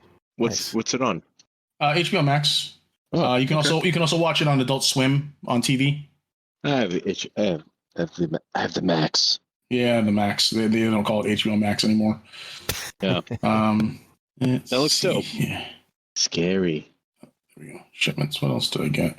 And I got my Steel Clan. I got my NECA Steel Clan robots from Gargoyles. I bought 2 of those. That is that's quite this. People are loving that series. Oh, I also got Mezco Mr. Freeze. So Man, you got a lot of stuff. This was actually a couple weeks ago. I got Mezco Mr. Freeze. I got Broadway and Brooklyn. I also got the McFarlane DC Multiverse Mongol, and I also got the Jada Toys Fei Long figure from their Street Fighter 2 line that they just started. So, and I got that because it scales well with the SH Figuarts Street Fighter characters. Because apparently, SH Figuarts isn't looks like they're not doing any more Street Fighter stuff. So I had a bunch of those SHF Street Fighter figures, and now these Jada Toys, they got some really great articulation, and they scale well with it. So I'll just get those to fill in the gaps in that SHF collection. Nice. So cool. That's cool. What's also really nice is the first wave consists of Fei Long, Ryu, and Chun-Li, but I already have Ryu and Chun-Li in SHF. But their wave 2 includes Dhalsim, which I'm really excited for because Dhalsim is one of my characters that I play in Street Fighter, and SHF and Storm Collectibles has yet to do a Dhalsim, so I'm excited for that one. That one actually has replaceable bendy limbs for his stretchy limbs, because if you remember, Dhalsim could stretch his arms and legs when he did his punches and kicks. Mm-hmm. Mm-hmm. Mm-hmm. So that's awesome. They give him stretchy arms. Yeah. So I'm looking forward to that. And they're in wave 2, they're also doing an M Bison, which I may pick up even though I have the SHF M Bison. But that Jada Toys Bison looks really, really good. So I might actually get that one too. I'm not sure yet though, because I mean the SHF Bison's pretty good. So, but I think that's it for my haul. What'd you pre-order? That's so exciting. I pre-ordered the entire 30 MDLX Transformers line, except for the Nemesis Prime and the Ultra Magnus. And the white Ultra Magnus Optimus Prime repaint. Just repaints, yeah. Yeah. So So 3-0. they're basically masterpiece action masters that are more affordable than Flame Toys. These are the ones that I've been talking up forever. Right. No, I'm looking at them. They're gorgeous. Yeah. Type in the Megatron. That one looks really nice. Yeah, that one just got released not too long ago, and it's only $80. Yeah, and I was that's the thing. I never really paid too much attention when Jed was talking them up. He usually doesn't. And well, yeah, I mean that's the point. But yeah, so I was expecting these things to be like really expensive, because I also thought they were like huge and whatnot, right. So I thought they were gonna be like several $100s and that they were huge and shit like that, but then I saw D Amazing did a review of the Megatron, and I'm like, oh, that's really cool, and I went and looked it up. It's like, shit, it's like what, $80 or some shit. And I looked at BBTS. They had the Bumblebee and the Cliff Jumper in stock, and then all the others were available for pre-order. And I'm like, well, all right, no, let me do that. And then just the other day, I got a notification that the Prime came in. So, ooh, that Cliff Jumper looks fucking stellar. Kind of aside from his Volkswagen feet, but right, yeah, it's a Bumblebee repaint and a new. You know what might be neat if you could do it, Jed, is if you could 3D print new feet for Cliff Jumper. Yeah, I can only imagine how to take some of that shit apart on that figure because of all the articulation. And the die cast and stuff. Some of the parts look like they come off pretty easily. I know the back of the Bumblebee and Cliff Jumper's feet come off actually fairly easily. So maybe have to take a look at that. Yeah. That might be neat if you could 3D print like new Cliff Jumper feet. Yeah, because everything else looks great. Mm-hmm. Yeah, if you could just replace the feet, then everything else would look fine. Wow. That Starscream looks amazing, though. That's one I'm really looking forward to. I was a little bummed that he was more expensive. But yeah. 20. Yeah. Well, maybe with the wings, it's more plastic. I don't know. Maybe. I don't know. Yeah. Well, it's also nice though, is you can actually attach those wings to the Optimus Prime and do the whole Starscream in disguise thing. Oh. Yeah. That's actually a play feature. Yeah, they got a Rodimus coming out too. Yeah, that one looks cool too. Oh my god, that Starscream looks just phenomenal. Yeah, I hope they do the Thundercracker and Skywarp. Of course they're going to. Yeah, well, I mean, you think it's a no-brainer, but I mean, I don't know. It's tasty. That is so tasty. It looks so good. Yeah, so yeah, I pre-ordered all of those. I hate you. I hate you all. I did not need to see this. And the thing I love about them is they are so much more affordable than Flame Toys. Speaking of Flame Toys, I also ordered the RC Furai model kit because that actually looks like it might fit in pretty decent. Especially if you can paint it well. But I mean, I've never seen the Furai model kits in person, so I don't know if they're like if the parts are pre-painted or not because they look pretty glossy. I thought you got the Prime one that was like that. No, I never got the. I have the Optimus Prime Amazing Yamaguchi figure. Oh, okay. But I never got the Flame Toys stuff. So I'm pretty sure Kyle got some of those. The Flame Toys? Yeah. The model kits? Yeah. Maybe I'm wrong, but I thought he had gotten a couple of those. Yeah. I mean, that RC looks really cool. I mean, was it Dame Shock? I saw that they posted some pictures of it, and it was all the pictures were very suggestive, of course. Right. Her leaning over, sticking her ass out, and so I mean, there's that. But you like that ass. What's that? But you like that ass. Yes, I do. But I mean, and the ass articulation on this thing's pretty freaking intricate, I will say. Ass articulation. Yeah, the rump articulation on that thing is pretty intricate. So, update: my Lupus character has been delivered to my local carrier. It's very exciting. Fans Toys Weird Wolf. For those who have forgotten about this ancient relic, I never got the original version. The reissue is a comin', which means new figures are probably a comin', because they have been pumping out the reissues to pay for shit. They they announced today the. Oh yeah. Here we Sorry. I'm sorry. They announced today that Hasbro had the that Star Killer, Star Wars Black figure coming out. Black series. Yeah, with the packaging with 2 stormtroopers. Looks pretty cool. I put that picture in the chat earlier today. Oh, I was looking forward in the recent. Yeah, I'll put it in Discord. So looks kind of cool. That's from the video game. Neat. Force Unleashed. Force. Oh yeah. Unleashed. Yeah, no, I saw that picture. That looks pretty amazing. So are you keeping that or are you selling it? That Astro Train. So yeah, I got the. I don't know how to sell stuff. Does anybody want the Fans Toys 44T Japanese colored Astro Train For free? Sure. For more than you. No, Sure. no. I'm keeping it. I have a weird sentimental value to this figure because I knew a kid who had this color of the Astro Train figure, and I think it was because his dad had gone to Japan and came back with it. And anyway, I really like this kid. He was a nice guy. And sorry, I got disrupted in my train of thought because Levy Curry posted that ass articulation. a picture of that ass. Yep. And it was pretty. You know what? That's seamless. That's pretty nice. It's not bad. What?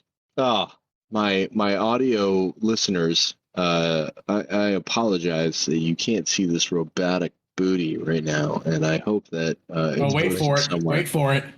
Man, it's just not right. How the pink is in all the right places. Anyhow, I digress. Am I keeping the Japanese recolor of Thomas?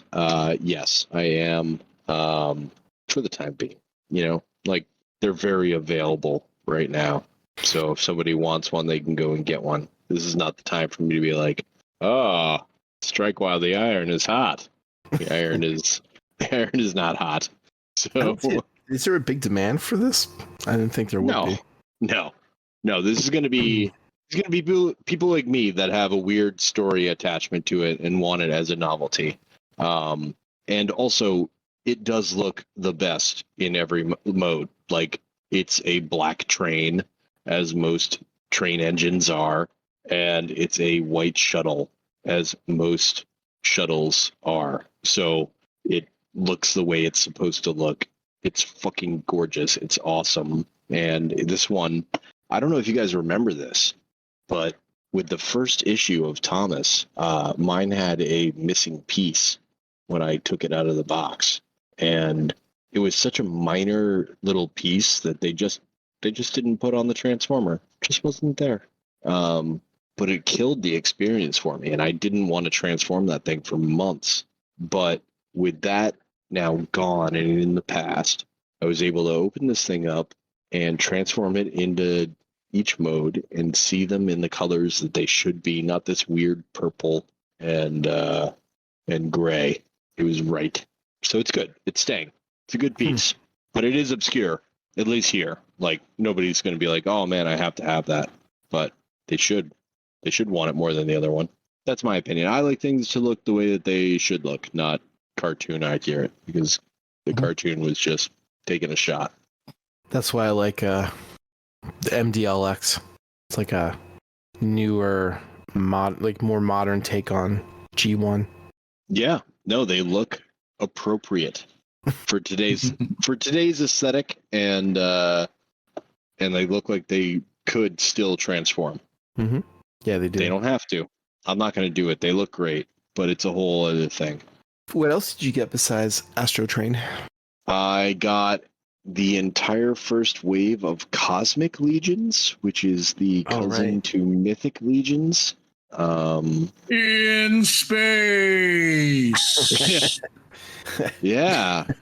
Yeah, it's like so all the parts are interchangeable. I could take Mythic Legion's parts and swap them with the Cosmic Legion's parts. In space. And yes, one of the first things requested of me was to take one of the carriers named Boreer and put his head on one of the cosmonauts, so I could make a pig in space. And it's awesome. Like the whole line is awesome. It's a bunch of different forms, and you got aliens introduced and humanoids. It's Mm-hmm. I don't know. It's a lot of fun. And the paints are beautiful. If you got in on the all-in, it was a relatively cheap buy. Getting all of the figures in the 11-figure wave now would be pretty expensive. But it's still you can go on Big Bad Toy Store and do it tomorrow, I think. Yeah, that's coming out. Ooh, I just thought of something. Ooh. I just thought of something that you could make. That'd be What can I make? a hit. You're saying in space and shit. Yo, why don't you make the 3 characters from Thundar the Barbarian? Are you familiar with that cartoon? I mean, I was when I was. Hold on, I'm looking at. Oh God, the Thundar, Ukla the Mook. Yeah. And what's her name? Crystal? Was that her name? Ariel. That's it. Somebody must have done this. Oh, for those uninitiated with me, I am a Transformers fan, but I switched over at some point to collecting a lot of Mythic Legions, and then Everybody knows that, Nate. Oh, okay. So then I started painting them. Everybody knows it. All right, cool. So now I paint them and I make them into weird things, but someone has to have done this. This is like low-hanging fruit. I'll do some research. If no one's done this, then I'll do it. It looks like there's someone did a maybe Marvel Legends of him. Oh, Ukla the Mock. That's his name. Did you say Monk? I thought it was Ukla the Mook. I think that's it looks like Marvel Legends. I don't know. I was just saying that, like, maybe in, with Mythic Legions and the space thing, that I don't know. It just made me think of, because it's like post-apocalyptic, and I know it was like very space type of stuff. Yeah, no, there's definitely parts out now that weren't out 2 weeks ago that would be better for this. So yeah, it's cool. It's cool just as somebody who takes this stuff apart and rearranges it to get new parts. And we just got a huge influx. Like, it's 11 new figures, very few of the parts. Like, some of the thighs and upper arms are from Mythic, but almost everything else is brand new. So nice. Yeah, and it's aliens, right? So you can do anything. And as a customizer, you're just like, all right, well, what planet do I want my alien to be from? What is gravity like there? What's it going to make their head look like? Okay, what colors are they exposed to through their clouds? What are their clouds made out of? How's that going to affect what they wear? It's fun. You get this whole new world to play around in. Cool. And fuck around with color. So hopefully I do some stuff that looks good to humans, but it is also really bizarre. Nate, I'm like scrolling around looking at Thundar the Barbarian customs, and I don't think they're that great. There's some okay, but nothing fantastic. All right, open playing field then. Yeah, I mean, I think you could do 1,000 times better than like a lot of the shit that I've been looking at. So, thank you. I'm super interested. Do you guys remember Battle Beasts? Yes. Battle Beasts? No, that one I don't. You don't remember Battle Beasts? Yeah, they were these little anthropomorphic animals in metal armor, and they had little square rub symbols on their chests, but they were aligned to different elements: earth, fire. Wood, fire, and water. And Okay. The whole play idea was when you would pick one to battle your friend's battle beast, and you would touch the rub symbol and see which symbol it was, and they were in the Japanese Transformers cartoon, right? Yes, in Japan they were part of the Transformers continuity. Now I remember, which is why they had the rub symbols, because the rub symbols were originally Autobot and Decepticon rub symbols. Yeah.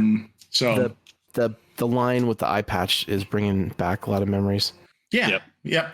Yeah. So like, what was it? Obviously, water beat fire, fire beat wood, and wood floats on water. Yeah. And you never knew when you went to the store and you'd buy a 2-pack, right? And you wouldn't know what, but you would, because they're heat. So if it was hot in the store, you could look at the rub symbol and be like, "Oh, that's a fire, and that one's a wood." But because any Battle Beast figure could have any rub symbol on it. Even if it was like a fish, you'd think that would be a water Battle Beast, but it could have any rub symbol on it, and so the rub symbol determined who would win the battle. So they were fun, but those actually there's a lot of opportunity there to do some Battle Beast tributes. But my best friend growing up had a huge collection of Battle Beasts, and we would play with them all day. So yeah, they were great. But I think they were great for parents too, because I think it was like a $5.99 buy or $3.99 buy. I think they were like $2 or $3 a pack. Yeah, but of course this was in like 1980s money, late 80s money. So I want to say 92. Was it that late? I don't think it was that late. No, it couldn't be because I was in. No, because I was still buying. I was in high school at that age. Yeah, you're right.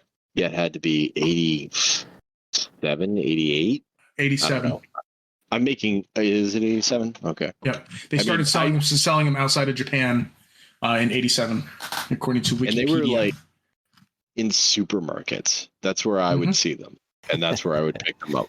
Yeah, we used to buy them at Clover, where Kohl's is now at the Whitehall Mall, Jed. Yeah. There used to be a department store there called Clover, and they had them there. You could buy them at Toys R Us or Lionel Kitty City or Kmart. I was a frequent Clover shopper with my parents when I was little. Yeah, I remember that store vividly because I remember I used to run over and push the button and run away and wait for the people to come looking for help. Do you remember those buttons? Yeah, they used to have those help buttons on the pillars, and you push it, and then it would call assistant. Sales, like customer needs assistance in fucking the toy aisle or whatever, and then they would come around looking for somebody that needed help, and they're like, there would be nobody there except some small lad around the corner just watching and giggling as they look confused. I'm sure that was the only time that happened that day. I think that's the reason why they got rid of those buttons, because nobody ever wanted to probably work and answer those calls. And then there's probably some old lady somewhere going, "How much is this purse?" Oh, so I'll say one more thing about the customizing before we move on. I recently was sent, because of this wave of Cosmic, I get sent parts from time to time to test painting them. And my buddy sent me this chimp in a space helmet head to go with this Cosmic stuff. So I painted it up, and he was like, "This piece needs a name for the website when I sell it." And I was like, "Oh, cool. Can we call him Ham Quinn?" And he was like, "Okay, why?" And I was like, "Well, Ham is the name of the first chimp that the Americans trained to go to space.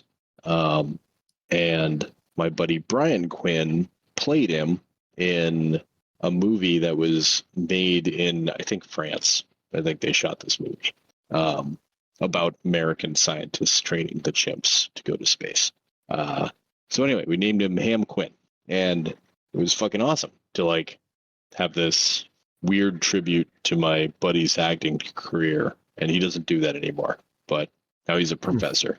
But yeah, now at wolfkingcustoms.com in a couple of weeks, you should be able to buy a Ham Quinn if you want a chimp in a space helmet head. That's my plug. That's all I got. What's next? I think that's it, right? Like That's it. You're done. Oh my goodness. You don't we want talked to talk about the movie. Well, no. Oh wait. I shared earlier. This is going to be old news by Monday, but it's TFCon Toronto this weekend. Oh right? yeah. No shit. So yeah, there's a Transformers convention going on, and it's gonna happen tomorrow. Cool. And the one of the exclusives is a Dirge. No, I just had it up. Ramjet. Ramjet, the G2 Ramjet. Yeah, Mike posted it on his reflected files. I just saw. Yeah, so that's what I'm saying. Old news by Monday, but yeah, it looks fine. Doesn't TCP have an exclusive with what's that company? Fans Hobby. Fans Hobby. That's it. Yeah, they do. It's a repaint of the, sorry. Looks like repainted. Mike posted a picture of a Primus figure from Studio. It's called Studio Seed. Yeah, it's the rename of the same company that did the Unicron. So it'll be the same scale as that. Yeah. So yeah, those are gonna. Yeah, that image has been out for a while. This is a more updated. Oh, okay. Like these colors look more final. That's looking fine. It's looking good. I have the Hasbro Primus, and that's good enough for me. Sort of all set on having giant planets taking up space in the house where I can't show my kids the geography and be like, "Whoa, that's where we'll vacation next month." Yeah. So it looks like Mike got his Make Toys cone heads. Mm-hmm. So that finally happened, and we all thought that would never happen, right? Who took bets? Jed, you said it would never happen, didn't you? I don't remember. It's been so long. Which way I voted. I can't remember if I voted that. I can't remember. They look good. Way I voted. They look fine. They look good. Like that's the thing with the with the Make Toys figures. If you set them aside in isolation, they look great. But then if you put them next to whatever the most recent masterpiece is, and then that other company that everyone else got that they thought was better than the masterpiece, well, then they don't look great. But just on their own, they look great. I disagree. I'm gonna have to. I think they look. I'm gonna have to break out this oldie but a goodie then.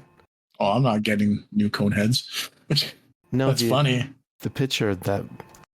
Yeah, I mean that was like 4 years ago. I made that, so. Yep. Yep. It's funny.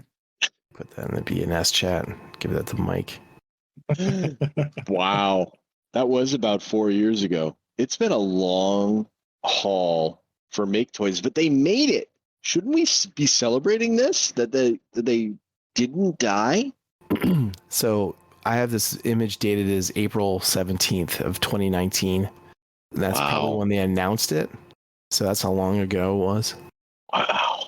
4 years ago, Make Toys announced the Coneheads and then suddenly disappeared from the world.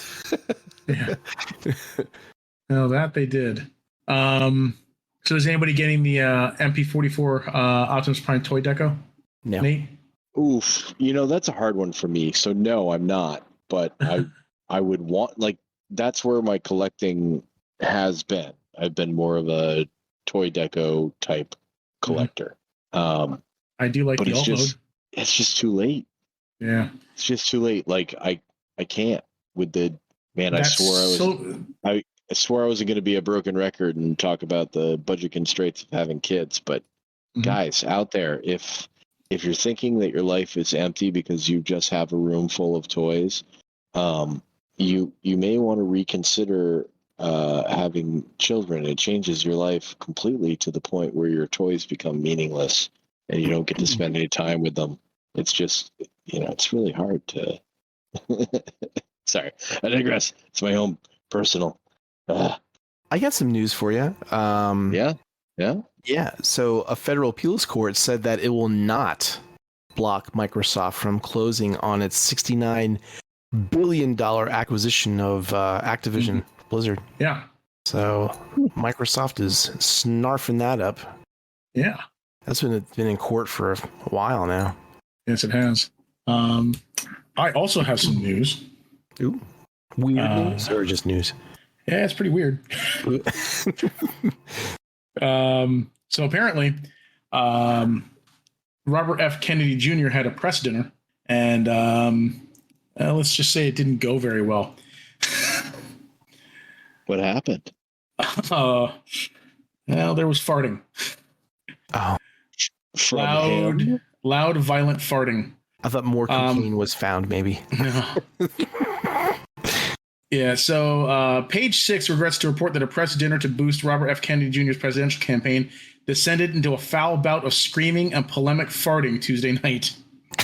So during this dinner, a shouting match over climate change broke out between two boisterous old men, sending the evening down an extremely unfortunate path.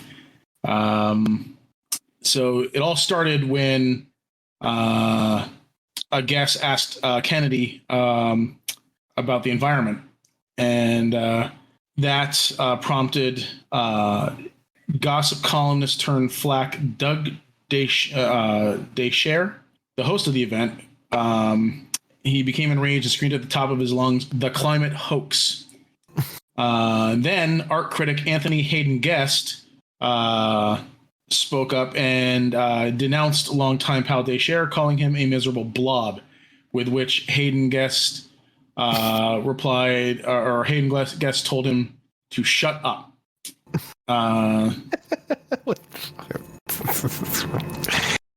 Descher continued to scream wildly about the climate change scam, while Hayden Guest peppered him with verbal volleys from across the table, calling him variously fucking insane and insignificant. Descher then stood up and let rip a loud, prolonged fart while yelling, as if to underscore his point, "I'm farting."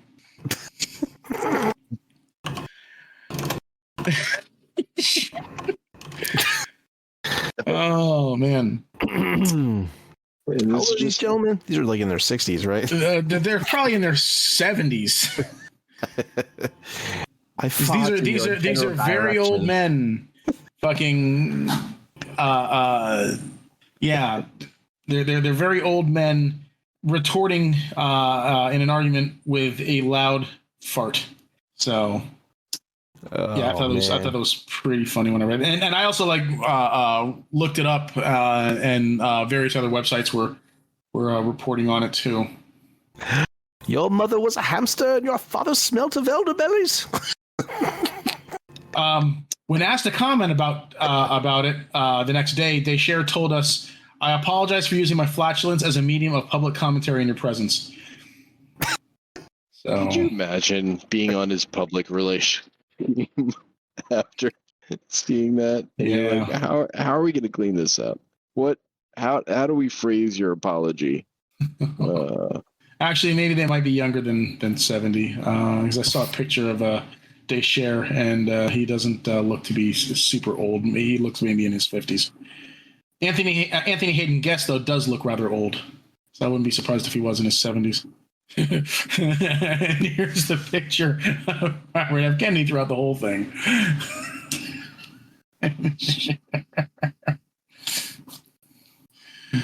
Oh.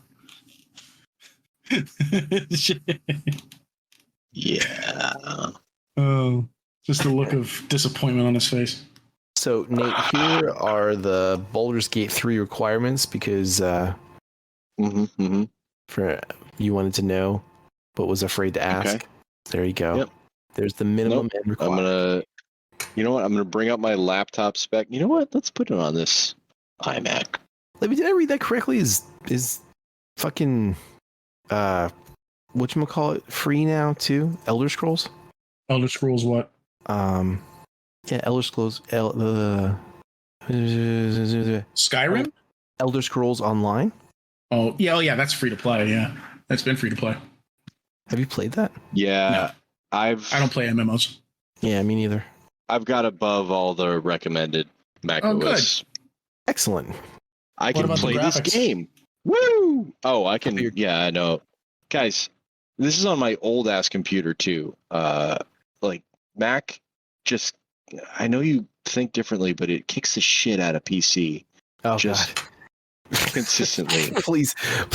I'm sorry. No. I'm sorry. So like No, my no, 3-year-old Nate, no. machine, my No. 3-year-old machine has the graphics card that it's like, oh yeah, you should definitely have this. This is recommended. I'm like, I've got the one above that and on my 3-year-old machine. So and years then ago, that doesn't mean anything.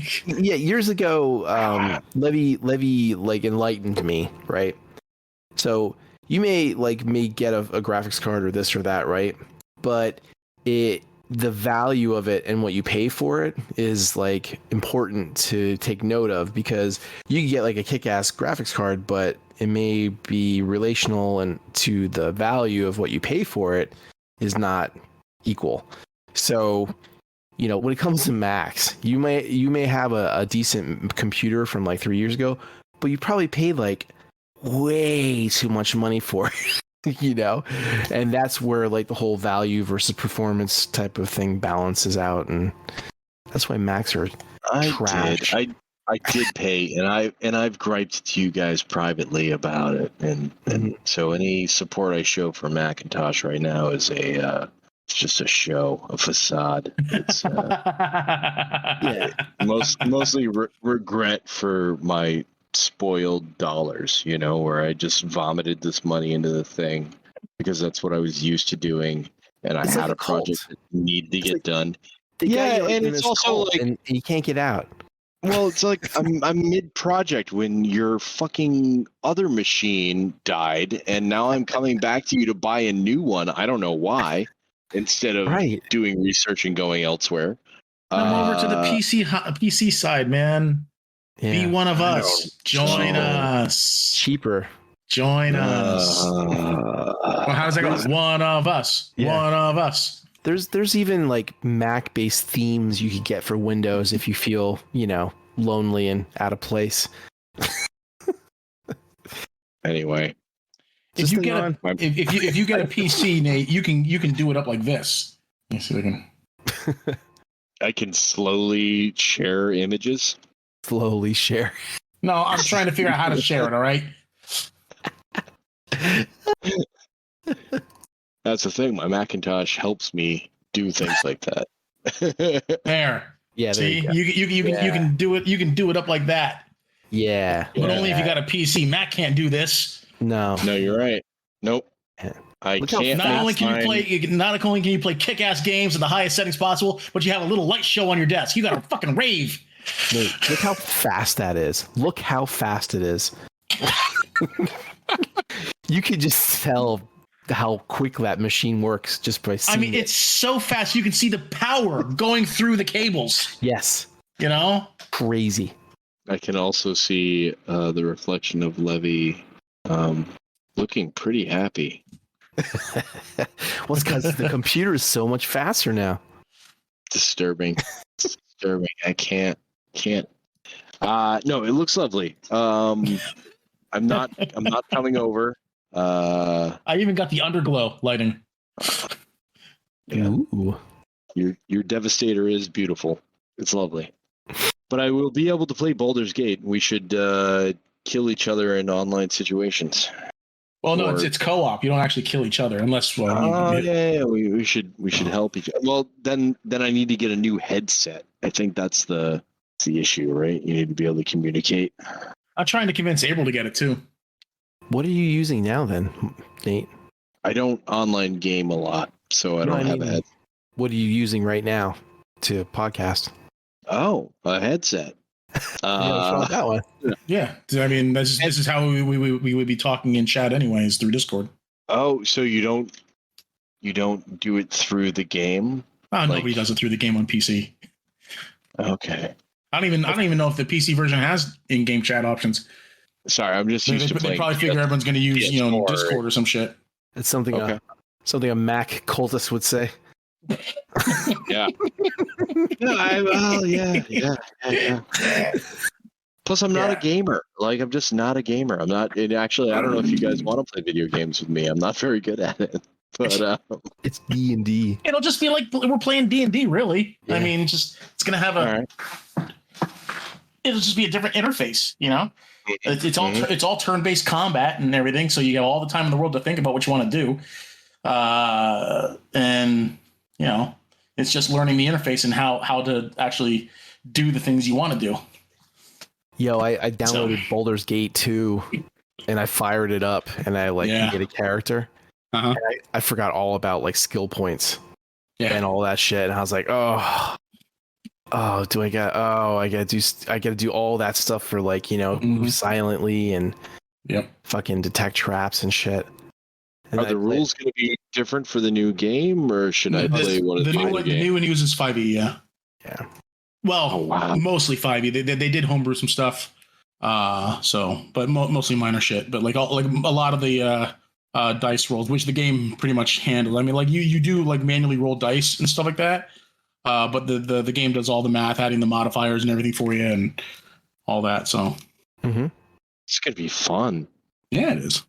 I didn't even know I should be excited about this. This is fantastic. I know that the only problem that I read about was in a multiplayer game, the game itself is only saved to the host's system. So you guys would only be able, like if I were the host, we would all only be able to play if I was playing.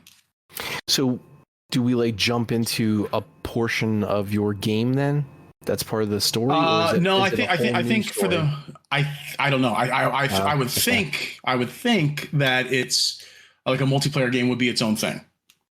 So I would think, but it definitely looks cool. When is it actually dropping? Cool. August 3rd for PC and Mac. So is that Steam? Is that Steam when you're playing on a PC?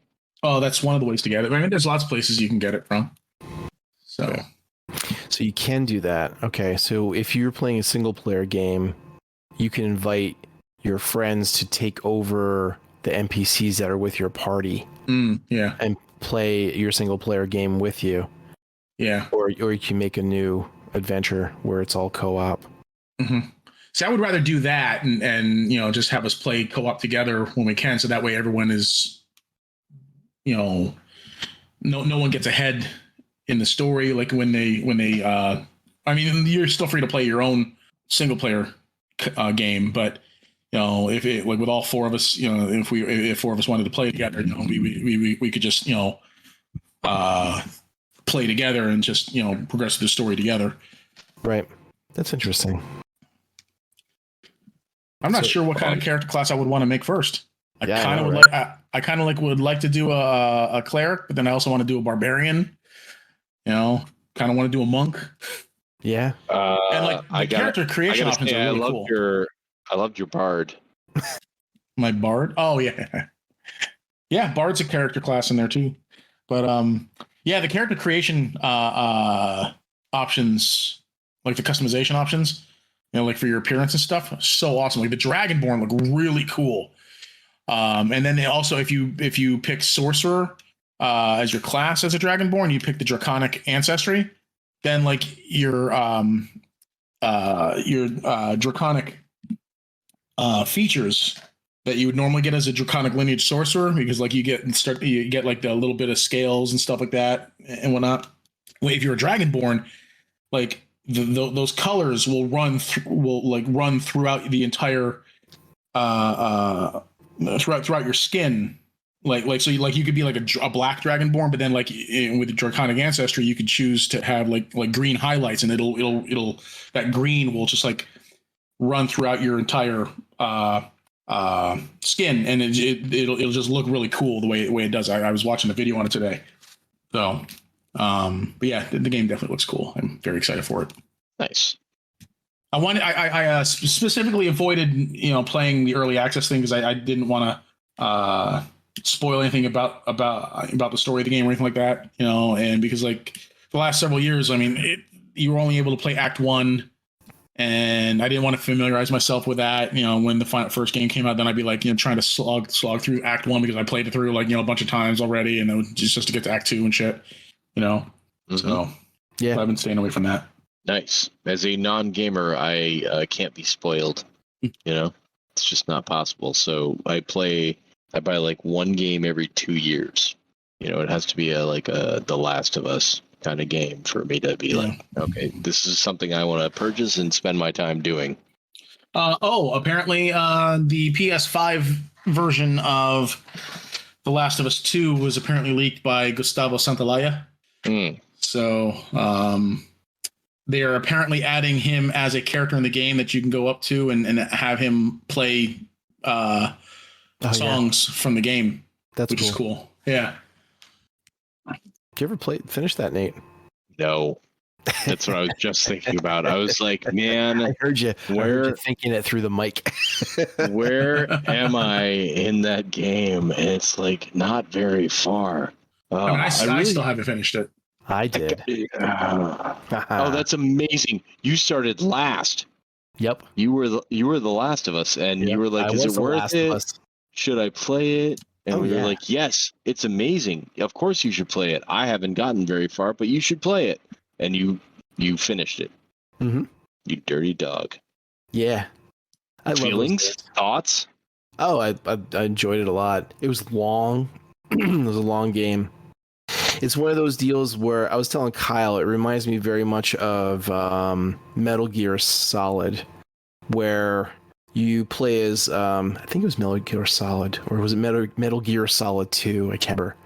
I think it was Metal Gear Solid 2, maybe, where you play the game so far as Snake, and then you play the game as Raiden after that.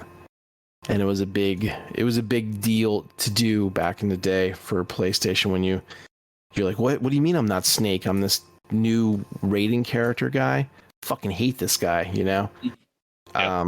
That's how The Last of Us 2 is. Like, you go so far in the game, and then you switch over to a different character, and you basically replay those days, you know, as that other character. It's not exactly comparable. It would be more comparable if Raiden went and played golf on Solid Snake's face with a 9-iron. It's the same thing. Then you went and played Raiden. Yeah, because that's exactly what it was. People, the game made you hate Abby to your core and made you want to just take Ellie and just get revenge on her. And then halfway through the game, it's like, well, here, now you get to play as her. It's like, the fuck? Yeah, I don't want to play as this asshole. Actually, I really love Abby's character, though. I think she's got a great character arc in that story. That was like one of the few times I enjoyed like dying, because I liked seeing her die like so many different times in different ways. Did you let her get killed by the Rat King over and over again? Yeah, it was fun. Yeah, it was there's so many different ways. What was the one? I forget which one. Oh, it was the one where she was. Well, I don't want to spoil it for Nate because he'll probably play it. When she was fighting a certain character in a certain place, and the one character had a shotgun. Yeah, and fucking blew her face off. Yeah, it was so I have watched all the different ways that Abby can be killed in this game. Yeah, it's pretty great. I've watched all the ways that Ellie can get killed too. It's pretty awesome. So. Jesus. It's a fun game though. I like the first one. I like the first one a lot more because it was, it was new and it was it was novel. It was definitely like the gameplay felt different. Yeah, there's like a lot of cool stuff where you're playing as this character and there's flashbacks and and it's good. It was a long story and it was just really good though, and it was really weird because like when you thought it was over, it wasn't. Yeah, you had another good couple hours left in the game. It was like the Lord of the Rings in that respect. Yeah. Yes. I think it actually gave me PTSD at that point, the same way as the character did in the game. I was like, what? No, I have to travel now again. What do you mean I gotta go find this fucking whore? Fuck. Yeah, I was just. I gotta finish it. But like I said, it took me 3 days to watch. Took me 3 days to watch Transformers. You know, Well, 3 days to watch something that I thought was awesome. Like I was really enjoying it. But then my daughters would come down and be like, "What are you watching, Daddy?" And I'd be like, "I don't think this is appropriate for someone who's 4." oh, I can. If you want to watch a good show, like I mentioned it on Tuesday, but Carnival Row, I finished the first season. That was pretty good. I liked it. If you want, if you guys look in the chat, that second picture there, that's what I was talking about with the Dragonborn Sorcerer. See how the colors are? Yeah. Mm-hmm. Yeah, it looks neat. Yeah. So, and you can get all sorts of different weird color combinations too, depending on what color you make your Dragonborn, and then what draconic lineage you make your Sorcerer and everything. So it looks really cool. But I mean, just like the lighting and the graphics in this game just look amazing. I watched that whole 3-hour presentation, that Release from Hell thing. It was good. It was very informative. Wow, I can't wait to build a character. This is gonna be nuts. Yeah, it's kind of fun. Just like playing D&D, except in video game form. Mm-hmm. And I mean, do our characters have our voices when they're in the game? No. Or oh man, see. You could if you wanted to. Role What? play and read the lines yourself. Oh, I see. Oh, okay. So it's going to be very like, and then he said this, and then Well, you can it's say this or this. It's a point and click, choose your own adventure type of thing, with interaction of like conversation. Mm. I wonder if you can mute the voices and just, at least I don't think mute the voice of your character. What's that? I don't think you have a voice. That's from what I've seen. I didn't see any type of voice response. Oh, like the main player character's not voiced. Right. So just the origin characters. Yeah. So like the NPC will say like, "Oh, do you want to go here? Because I really like to see if we go there or not." And then it comes up with a list of options, and you just click it, and then you move on. I don't think there is any response from your player character in a voice form, audio. At least from what I saw in the demo. Yeah. So apparently, if you guys if you start a multiplayer game, then all your players will be able to create custom characters then, which is cool. Instead of having to just like play or like pre-generated origin characters. Right. Which makes sense because you're basically just interrupting a single player game to play the other characters. Oh, this is gonna be great. Yeah, I told April, I'm trying to get April to buy it so that we can play because I think she'd like it. How the hell do we schedule that? That's just whenever it doesn't have to be like a scheduled thing. Just whenever we have time, like on the weekend or whatever. It should be a scheduled thing. It should be like D&D, like a scheduled thing where we play for a couple hours and then like once a week or something. Or there's that too. Because otherwise, it'll be way. I'll want to play all the goddamn time, and then. Well, I mean, that doesn't mean you say that you can't play a single player. You can just play your own single player campaign. Right. Yeah, but wouldn't that inform me on the story? Yeah. Well, I mean, it's fine. I mean, there's a lot of. I have a feeling there's going to be a lot of different paths. Variation. Yeah, I mean, if it's 5e, if it's fucking 5, if it's really 5e, then we should be able to do. What I would think to do, what I was just kind of rattling around in my head when you guys were talking about doing co-op story mode or whatever, was like I was going to think, well, I'll play a good character in that, and then play like a really fucking evil character, a different one, and then and then see how the story plays out, based on the decisions I make on that character that I make. Yeah, I'll have to see if Chris and Joe are going to be picking this up too. Do they game? I don't think they have rigs like that. Chris does. Does he have a rig? Okay. Well, he plays Diablo 4. He's playing Diablo 4. Oh, okay. So. Who knew years ago when you started this that this would become the number 2 Dungeons and Dragons podcast?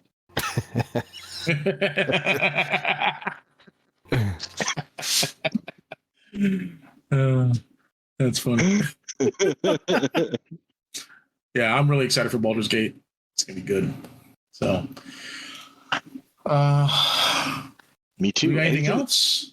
Anything else? Anybody? I mean, Levy, you do have to see. Go to your local Jetflix and download away. Local. flicks. It is worth a watch. What's that? I took The it Rise to of the the Beast. Blockbuster stores. Yeah. Which one? Oh, what is it? Oh, the Rise of the Beast. Yeah. No, it's definitely worth a Is watch. it a legit copy or is it like a cam or what? No, it's legit. Oh, okay. It just came out 2-3 days ago. Monday. Oh, was okay. it? Nate, I think. Yeah. It came out like 2 or 3 days ago on I don't know if I want to waste my bandwidth, man. Yeah. Paramount Plus. I don't know if I would either. But I don't know. I guess I was more impressed than Jed was. Like I said, Yeah. it has the typical bad fight writing that every movie has. Mhm. But it's really beautiful to look at, and the story isn't god awful. Oh, have you been watching Secret Invasion? Yes. I have. I watched the first episode. So, but April went and stayed at her parents for 2 weeks, so we're a bit behind. But first episode was good. They're all scrolls and they all die. Shout out to my cousin-in-law, who is the staff writer on that show. Oh, really? Yeah, Matt McCree. Shout out to Matt. Mhm. Hey, Matt. I don't think you're a frequent listener of the Blackout and Shout show, but shout out to you, buddy. Yeah, he was super proud of working on that show, but I couldn't ask him any questions. It was terrible. It was awful. But maybe because he's under NDA or yeah, of course. Yeah. A super strict one. Yeah. Oh, of course. Yeah. And if you say anything about this, we will execute you. Cool. But he should be coming to we do a yearly getaway in August, and I should see him then. And now we can talk about it because I will have seen. I've only seen 2 episodes, so you saw 1. I've seen 2. There's how many out? 3, maybe 4. It's 4. 4 episodes now. 4 episodes. There's So if you haven't I really like the show Foundation. It's based off of the Isaac Asimov's books.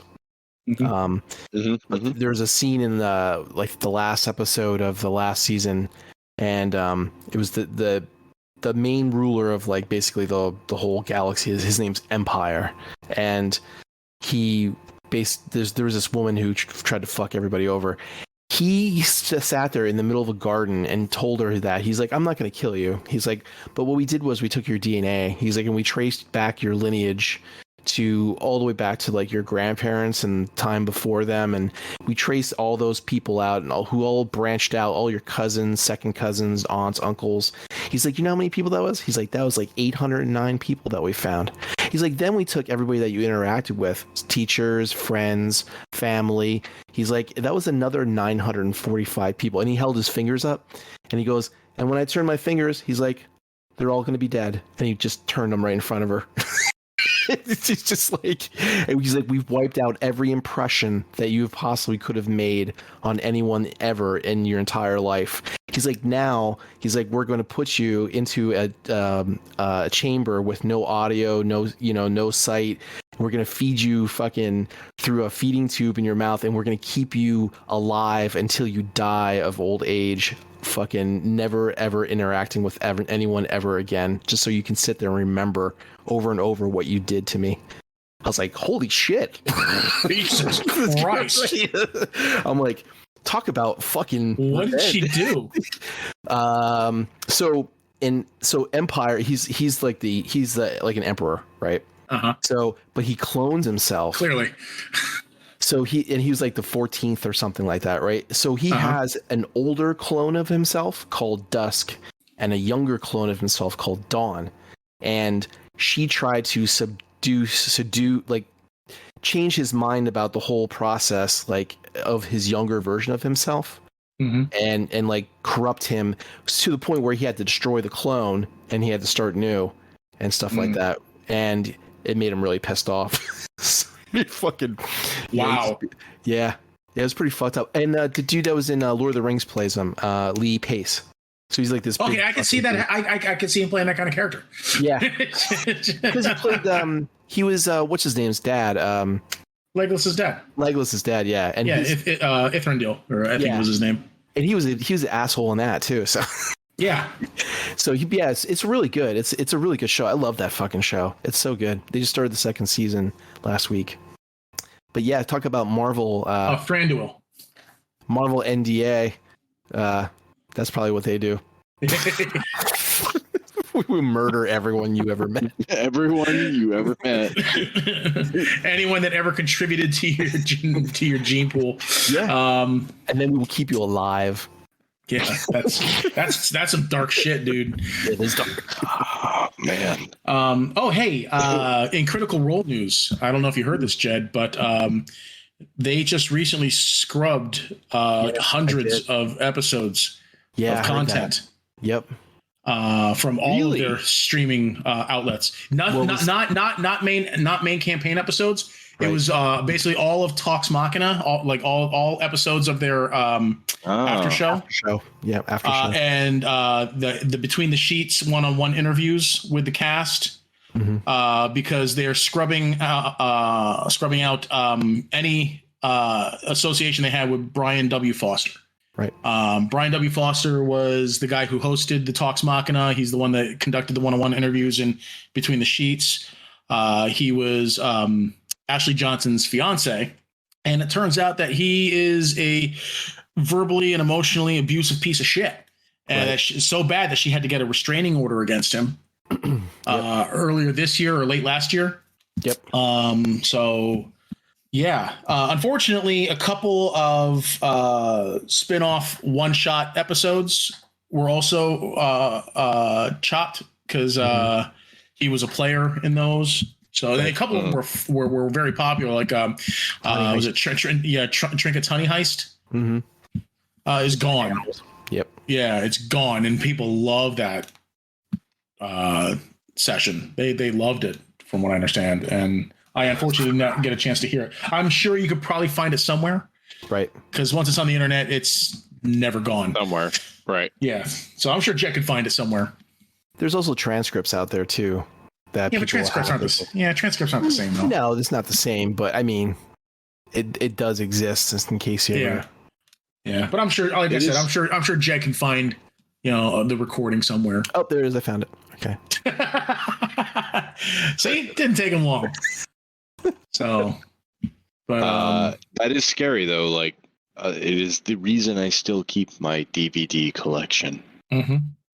Sure. Yeah. It takes up space, but every once in a while, companies are like, no, you'll never get to see Shrek again because it doesn't exist. We're taking it back. And you just, if you don't have a copy, you're left with that decision. So in a related topic, researchers recently found that 87% of U.S. classic video games are either out of print or critically endangered. To buy, right? Yeah. The video game industry does a horrible job of preserving video game history. Correct. So I just saw a thing from Young Yeah. Do you watch Young Yeah, Jed? No, I don't know what that is. Young Yeah, he's a gaming news YouTuber. Very good. I like him a lot. He also is he got into voice acting. He is actually voicing the main character from the upcoming Yakuza game, I think. He does a very good. He has a channel that I subscribe to. He does video game news. So interesting. I was gonna say, because there's a lot of people who actually make it a mission to go find ROMs and that are been junked somewhere and make a digital copy of them so that they're not lost. All the way down to test ROMs for boards and stuff like that. So meaning to it being lost, they're just they're just not available to be bought anymore, like in a physical media anymore, because emulation. I have all of them. Yeah, so, I was going to say, don't you have every single game ever? Wasn't that your quest? Every single game. I mean, I do have a lot of systems that and I have all the games for all the systems, but really weird, rare ones, maybe not. But majority of the time, I have all of them for the main consoles anyway. This isn't a deposition. You have most of the games that America has produced in a broad commercial sense. Up to PlayStation. I stopped at PlayStation because PlayStation games got, big. Right. So, yeah, it's like... Well, I have that actually somewhere. Let me see if I can find that real quick. Well, it was under a terabyte, right? Yeah, it was a terabyte. But like I said, once you get to PlayStation, now you're talking making CDs. And even though they're ripped, it could be still 600 meg or multi CDs because Final Fantasy VII was that 4 or 5 CDs? I think it was. Oh, was it? So that could have been 2 gigs. Well, that's for one game. So that's what I'm saying. You just keep going and going and going, and there was a lot of PlayStation games. Let's see. Where do I have this? Here it is. I just checked my phone 50 minutes ago. A text from my wife. Can you come down and help? Question mark. She's like, no. So there's all the systems I have with all the games. So the one that had the most games was Super Nintendo with 1,915. Nintendo had 1,709, and that's where that's the Japanese and the American versions. And then there's all the arcade ones too, which is it's only like 6,000 or 8,000 like actual arcade games that were in the arcades, but there's a lot of them that are still out there that haven't been emulated or they haven't been copied to actual working status because it's just so weird that they needed that specific hardware. So not only are you emulating a game, but you have to emulate the actual hardware itself too, and that takes time. For the longest time, the Star Wars games, the newer ones, you couldn't emulate because it was very specific hardware. They had to make. You had to wait for the main releases to come out. That's interesting.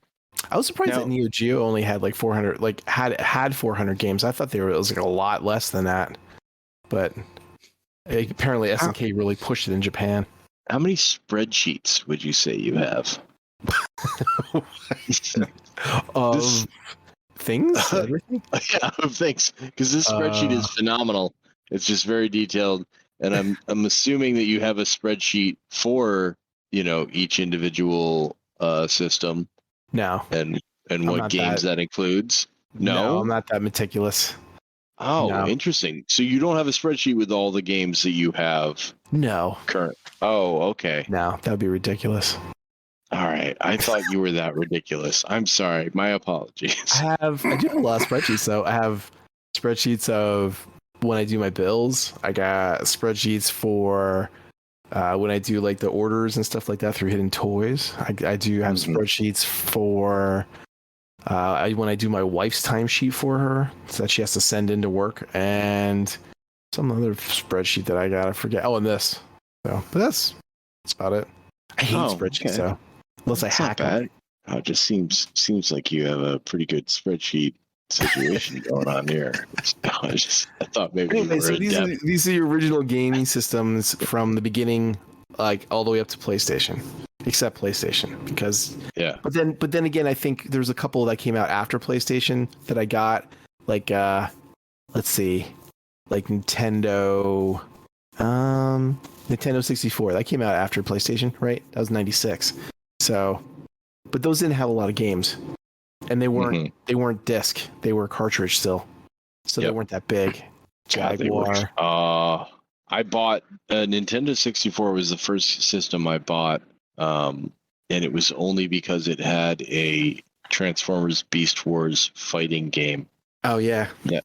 And it was so awful. It was so bad. It was I mean, thank God I got GoldenEye too, like I remember playing a Transformers game like in the 90s on a PC, and I just remember Optimus Prime driving as a truck through the woods and trying to get up a mountain, and I couldn't do it. It's just for the life of me, I don't remember what the hell the game was about. I don't remember that one. I remember the first good one having Hot Shot from Armada. Yeah, that Transformers Armada PS1 game was really good. Yeah, that was the first good Transformers game. The Beast War, the PS1 Beast Wars game wasn't bad. Ooh, was it like the PC game? Don't think so. What was your favorite console back in the day, Levy? My favorite console? Yeah, well, around that time, like around the whole PlayStation or before. Did you like my Super Nintendo was pretty awesome. Super Nintendo? Yeah, it had a lot of great games. Did you like it more than like Neo Geo or Genesis? I didn't really mess with Neo Geo. I mean, I played the Neo Geo stuff in the arcade, but there was no way I was ever going to afford a Neo Geo system at home. That's a good point. Yeah, that was very fucking expensive. I mean, the games themselves were like $300. Yeah, well, because it was the same as what was in the arcade. It was you were basically buying an arcade board. Mm-hmm.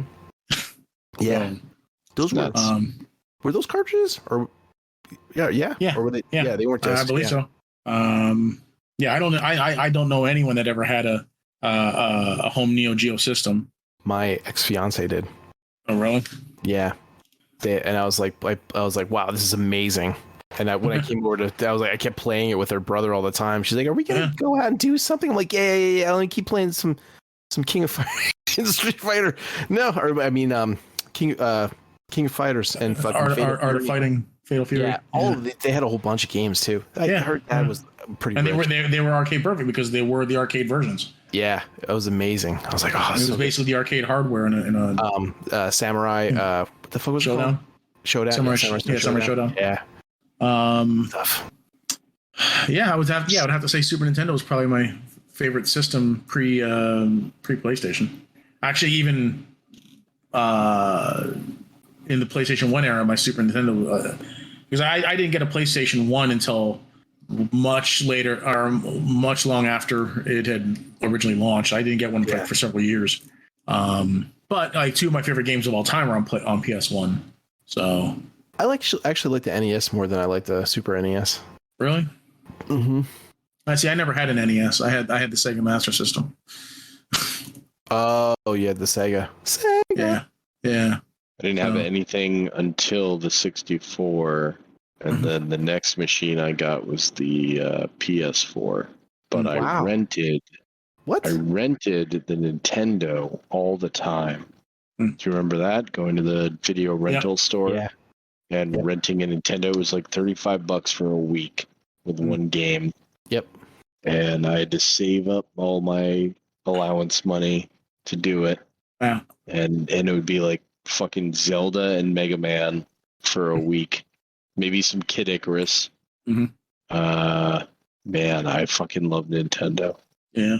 Two of my favorite games of all time, like I said, were on PS1. It was Metal Gear Solid and Castlevania Symphony of the Night.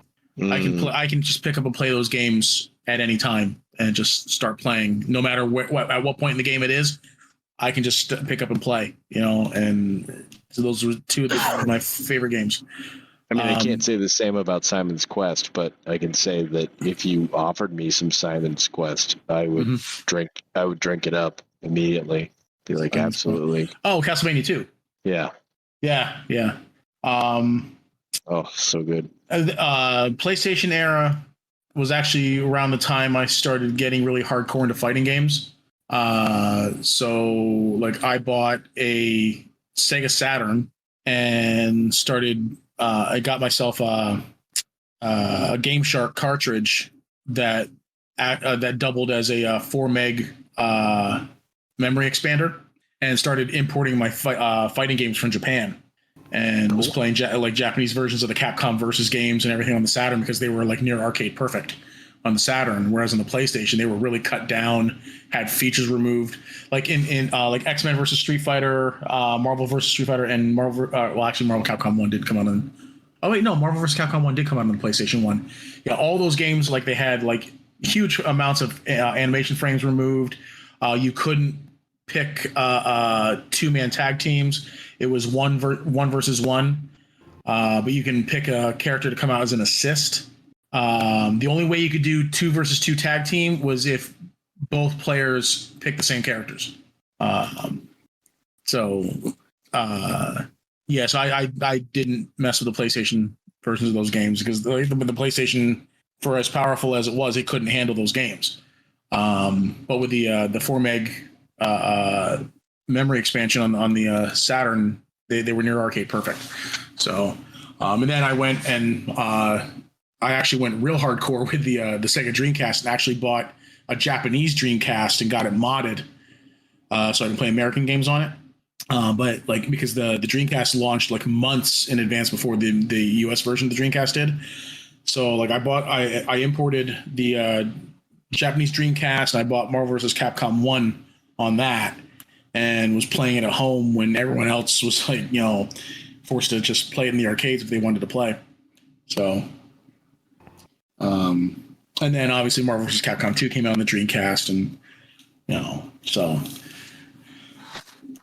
But yeah, so plebes playing in the arcade. What's that? Fucking plebeians playing in the arcade. Yeah, really. Losers. Yeah. So I would play at home. I would play on training mode, perfect my skills without having to spend any money and shit, and have all the time in the world in training mode to practice what I want. And then I would come into the arcade and just like fucking house everybody. It was great. Do you know, like back in the day, like during the whole Famicom thing, they used to have the kiosks where you could go like get a new game and reload your drive and then bring it home. You just reuse the same like discs all the time, or like a card. I didn't know about that. Yeah, it was way before its time. Was that a Japanese thing? Yeah, it's just Japan. Yeah. You just had rewritable. I can't remember if they were memory cards or if they were rewritable discs or something like that. And Probably memory cards. Just walked up to a kiosk and the brand new game that came out or whatever, you could just basically copy it to copy over whatever game you had on there, pay the price, and then go back home and you're done. But unfortunately, that was a very easy way to pirate things, so it didn't work out too well after a certain amount of time. Marvel vs. Capcom 2. All right. Did you ever play the American version of that, Jet, on the Dreamcast? The American on the Dreamcast. Yeah. Dreamcast.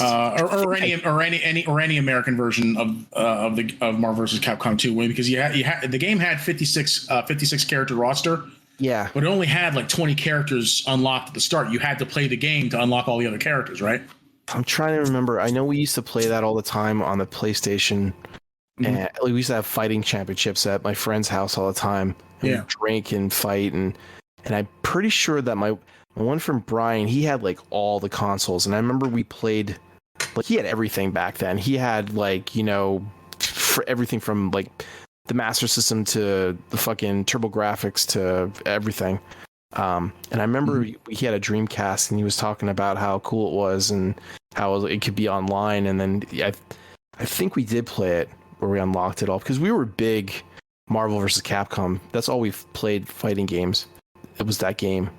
We played so much that the inside plastic lining of the fucking bottom of the CD fucking peeled off from spinning fucking so much in the heat and shit. Yeah. But it's been anyway, in the chat I have the different character select screens. So the first one is where no characters are unlocked. This is the default roster, right? And then the second one is with all the characters unlocked, right? Yeah. So you had to unlock all these characters by playing the game, by beating the game. You would earn points, and you would spend those points in the in-game store to unlock characters. But that's in the American version. The Japanese version of the game, there were 3 different kinds of points you had to earn, and they were all earned in different ways. You had points you earned by playing the game normally, right? But if you remember the memory cards for the Dreamcast, they were like little handheld little game systems, right? They had little LCD screens, had a little D-pad and 2 little buttons on it, and you could link them together. You could take 2 memory cards and link them together. And so there was little mini games for Marvel vs. Capcom 2 that you could install to the memory card and play against someone else by linking them together. And that was another way you had to get points. And this is the only way to get these points is by doing this little memory card link and playing these little mini games and shit, right? Then you could also take your memory card to the arcade, plug it into the arcade machine, and play in the arcade version of the game and earn points that way. And that was the only way to earn those kinds of points. Oh, okay. And different characters could only be earned by certain kinds of points. Well, what happens then when the arcade machines go away and there's no friends that you have that have a little VMU to hook up with? Right. You can't unlock anything anymore. Right. Fortunately, and that also presented a problem for people who imported the game to America because you didn't have Japanese arcade machines Right. to plug into. So, fortunately, the Dreamcast could connect to the internet. It was like the first game system that could actually connect to the internet. Or maybe the PS2 did it first. I don't know. But anyway, it included a 56K modem. In America, anyway. In Japan, they were way ahead of that. Yeah. So you could connect to the internet. So one person was actually able to unlock all the characters and uploaded the file to gamefax.com, the save file. And everyone was able to download the save file from there. And allowed people to play with all the characters in the Japanese version, which was really cool. Now, I think that file is still hosted today. Oh, no shit. That original file, yeah. Here's a picture of that kiosk, and they were actually floppies that you used to get the games on back then because the games were so small. Oh, okay. So you go to the store and you throw a floppy in there, and it would write the game to your floppy, and you come home and you pop it in the Famicom. Yep. See, the Japanese had the coolest shit in the 80s, man. Yeah, that was before Nintendo came out in the States. Mm-hmm. Yeah. I wish I had fucking game kiosks. That was so awesome. Christ. They had some pretty cool stuff when I was there, 5 years ago? Yeah. That's a big vending place, right? They have vending everywhere for everything, right? Yeah, they really do. You thirsty? Boom. You want some hot soup? But you can get it out of a vending machine. Like it's pretty crazy. Panties. Panties? Yeah, no, some pants. Manga. Shit, you didn't pack swim trunks? No problem. Vending machine. Used panties. No. Well, those machines do exist, but they're also, from what I understand, illegal, and you can only find them in like really seedy places. I feel like I saw one pretty much right out in the open in Tokyo. Like, of course, I could be wrong. Yeah, like right where the robot show is. Okay. And the robot show is a pretty famous tourist attraction. But yeah. Anyway. I see. Hey, when you went over there, Nate, did you get to try omu rice? I don't know what you just said. Omu rice. It's a type of Japanese omelet that's served over fried rice. It looks really good. And there's this one chef on YouTube that's very well known for making. He's like the omu rice master. I had that in France. I did not have that in Japan. Oh. No, I lied to you. I had that in London, across from the British Museum, is where I had that. But no, I did not have it in Japan. Chef Motokichi Yukimura is the guy. He's on YouTube. He does he's very, very well known for his omu rice. He's got a very small place. But is it in Tokyo? I believe so. I was only in Kyoto and Tokyo. Maybe it's Kyoto. I don't know. But this guy, he's Now that I'm so far removed from the pain of the travel, yeah, that stuff is tasty because it's a long ass trip. But now that is so far removed, and you only have the pleasant memories of the actual time spent there, I would go back in an instant. And when I say an instant, I mean 16 to 36 hours. That's a better picture. Yeah, there we go. Yeah, there we go. Yeah, this guy. I love watching his videos or videos of him because I would love to try like authentic omu rice. No offense to the folks that made it for me in London. This looks better. Yeah, so basically he makes fried rice and he shapes it into a mound on the plate, and then he makes this omelet. It's just an egg omelet. There's nothing in it really, but he shapes it into almost like a football shape. Mm-hmm. and then he rolls it and lays it out on top of the mound of rice, and then he takes a knife and slices it open and then unfolds all over the rice. Here he is cutting it, and it just unfolds, and then he pours demi-glace over it, and it just looks amazing. You very much made me want to go eat some food. Japanese food ASAP. Yeah. So, all right. Do we have anything else to talk about? No, I don't think so. No. Do you have something, Nate? No, I think we covered it. We talked about the movie that Levy still hasn't seen, and I only saw through the good graces of Jetflix. And we talked about, I got that Astro Train. I got Lupus in Bound, which is exciting, right? To get a toy that was $900 for a while. Jesus. For $200. Whenever you say lupus, I keep thinking of the disease. Yeah, I know. Yeah, me too. I know. He's like, I got lupus inbound. I'm like, whoa. Yeah. No. Dance Toys Weird Wolf. And what we didn't talk about was the Transformers convention and no one cares and about the MMC Rewind. Is it eject or it's Rewind? It's the Rewind figure from MMC. Is that a TFCon exclusive? This weekend? It'll be a TFCon exclusive with probably like some blingier packaging and then they'll release the regular one. And then they'll release the regular one. Did they? I haven't seen the regular release of the eject. Did that happen and I missed it? And I don't know. Because this time last year they did the eject. Did the Ram Horn ever come out? No. No. Okay. So the only one that it was the only one that I know that was released was the Steeljaw, right? Yeah, and they did a show exclusive last year of the eject. Oh, did they? Yeah. Yeah, that's out there. I didn't get it. I was pissed. Yo, man, I'll suck your dick for that Transformer.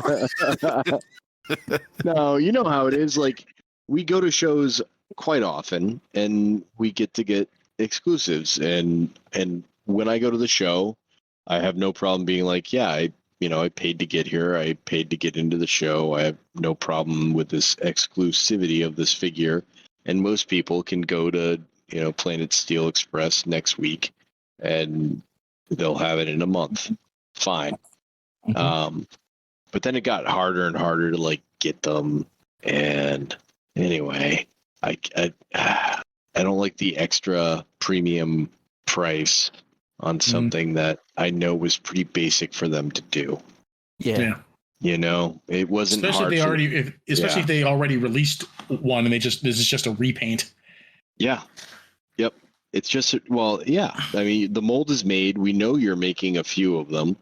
But also you're real late on this, guys. You're real late. So don't come at me with a 2023 price when you've got a 2017 figure. But you know what? I didn't buy the last two. I do like the Steeljaw. He's fun. He's nice. I did get that one. Anyway, that's it. TFCon is happening. We're not there. It's a bummer. I guess you guys will have more to talk about next week when they do reveals. If they do. Or in 2 weeks. They'll do a few. Yeah. Like, where was the last one? Was the last one in Florida? And they did a bunch. I don't remember. Oh, I thought this year's was going to be in Florida. Oh yeah, the next one's in Florida. The East Coast one is going to be in Florida. Yeah.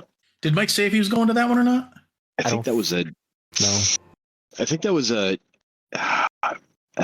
no. I think it was a no. Okay. I was going to say maybe he said as a guest, but not as a vendor. But I think it was a hard no. That's a no for me too. Nothing brilliant has ever happened to me in Florida. Yeah, that's a bit of a hike. That's like a good 18-hour drive. Yeah, and we made that drive once. It's a fine flight, but if if he wanted to bring gear and to sell, then it would be a long haul. We made that drive in a box truck. Oh, boy. Nice. Yeah, years ago, 2007. April's sister was in her high school band, and they organized a trip for the band to go and play in one of the parades at Disney World. And then it was a big vacation thing. You could bring family and guests and stuff like that and whatnot. So I was invited to go along with them, and her father, April's dad, agreed to drive the band equipment down while everyone else flew. And so me and April rode with him, and Keith and I switched off driving and stuff. But yeah, that was a hell of a haul on a bench seat in a box truck. April slept pretty much the whole time. So. Romance. Yeah. That was also the week that I quit smoking. Oh, I remember these stories. Yeah. Where you scared children and offended adults. Good time. Yeah. I told you this story, Nate, right? How I quit smoking that week. Yeah. No, that's true. Because I had lied to April and told her that I had quit smoking before then, but now we were going to be with each other 24 hours nonstop for an entire week, and so I was not able to smoke at all. Yeah, that was. I think it was that story that convinced me that I should never lie to my wife ever. Well, no, I actually think that it did me good because it allowed me to quit smoking. Well, of course, yeah. No, it was super cold turkey. You can. Yeah. You had no vices at all. You're just I was jonesing, and I just let loose with I was so irritable. I let loose with an F-bomb on the in the line for "It's a Small World." I was surrounded by children. I just said "fuck" something or other. I said it real loud, and yeah, that was interesting. That was also the week that April and I ended up sleeping in separate beds in our hotel room because she was so mad at me because I was such an asshole. Gee, wonder why. She didn't know for the longest time, and it was funny when I finally admitted to her that I had lied to her about the smoking, and that week was when I quit. I told her the story. And it's like, that's why you were such a prick that week. Mm-hmm. Quitting things. Yeah, like this podcast. We should quit this episode. Yes. God, please. All right. This is like the third time we fucking said, "Got anything else?" I know. Yeah, sorry. Well, you invited me, idiots. That's on you. But yes, that's enough. We're out. Peace. Well, hey, before you do that, before we leave, just want to say thank you for filling in for Mike tonight. Oh, you're welcome. Appreciate it. You're welcome. So, thanks for having me. Yeah, it's been a pleasure. I'm glad you got such a nice, nasty haul. Yeah, it was fun to get a big haul like that again. So yeah, toys are fun. They are. Toys. And now, enough's enough. We're out. We're out.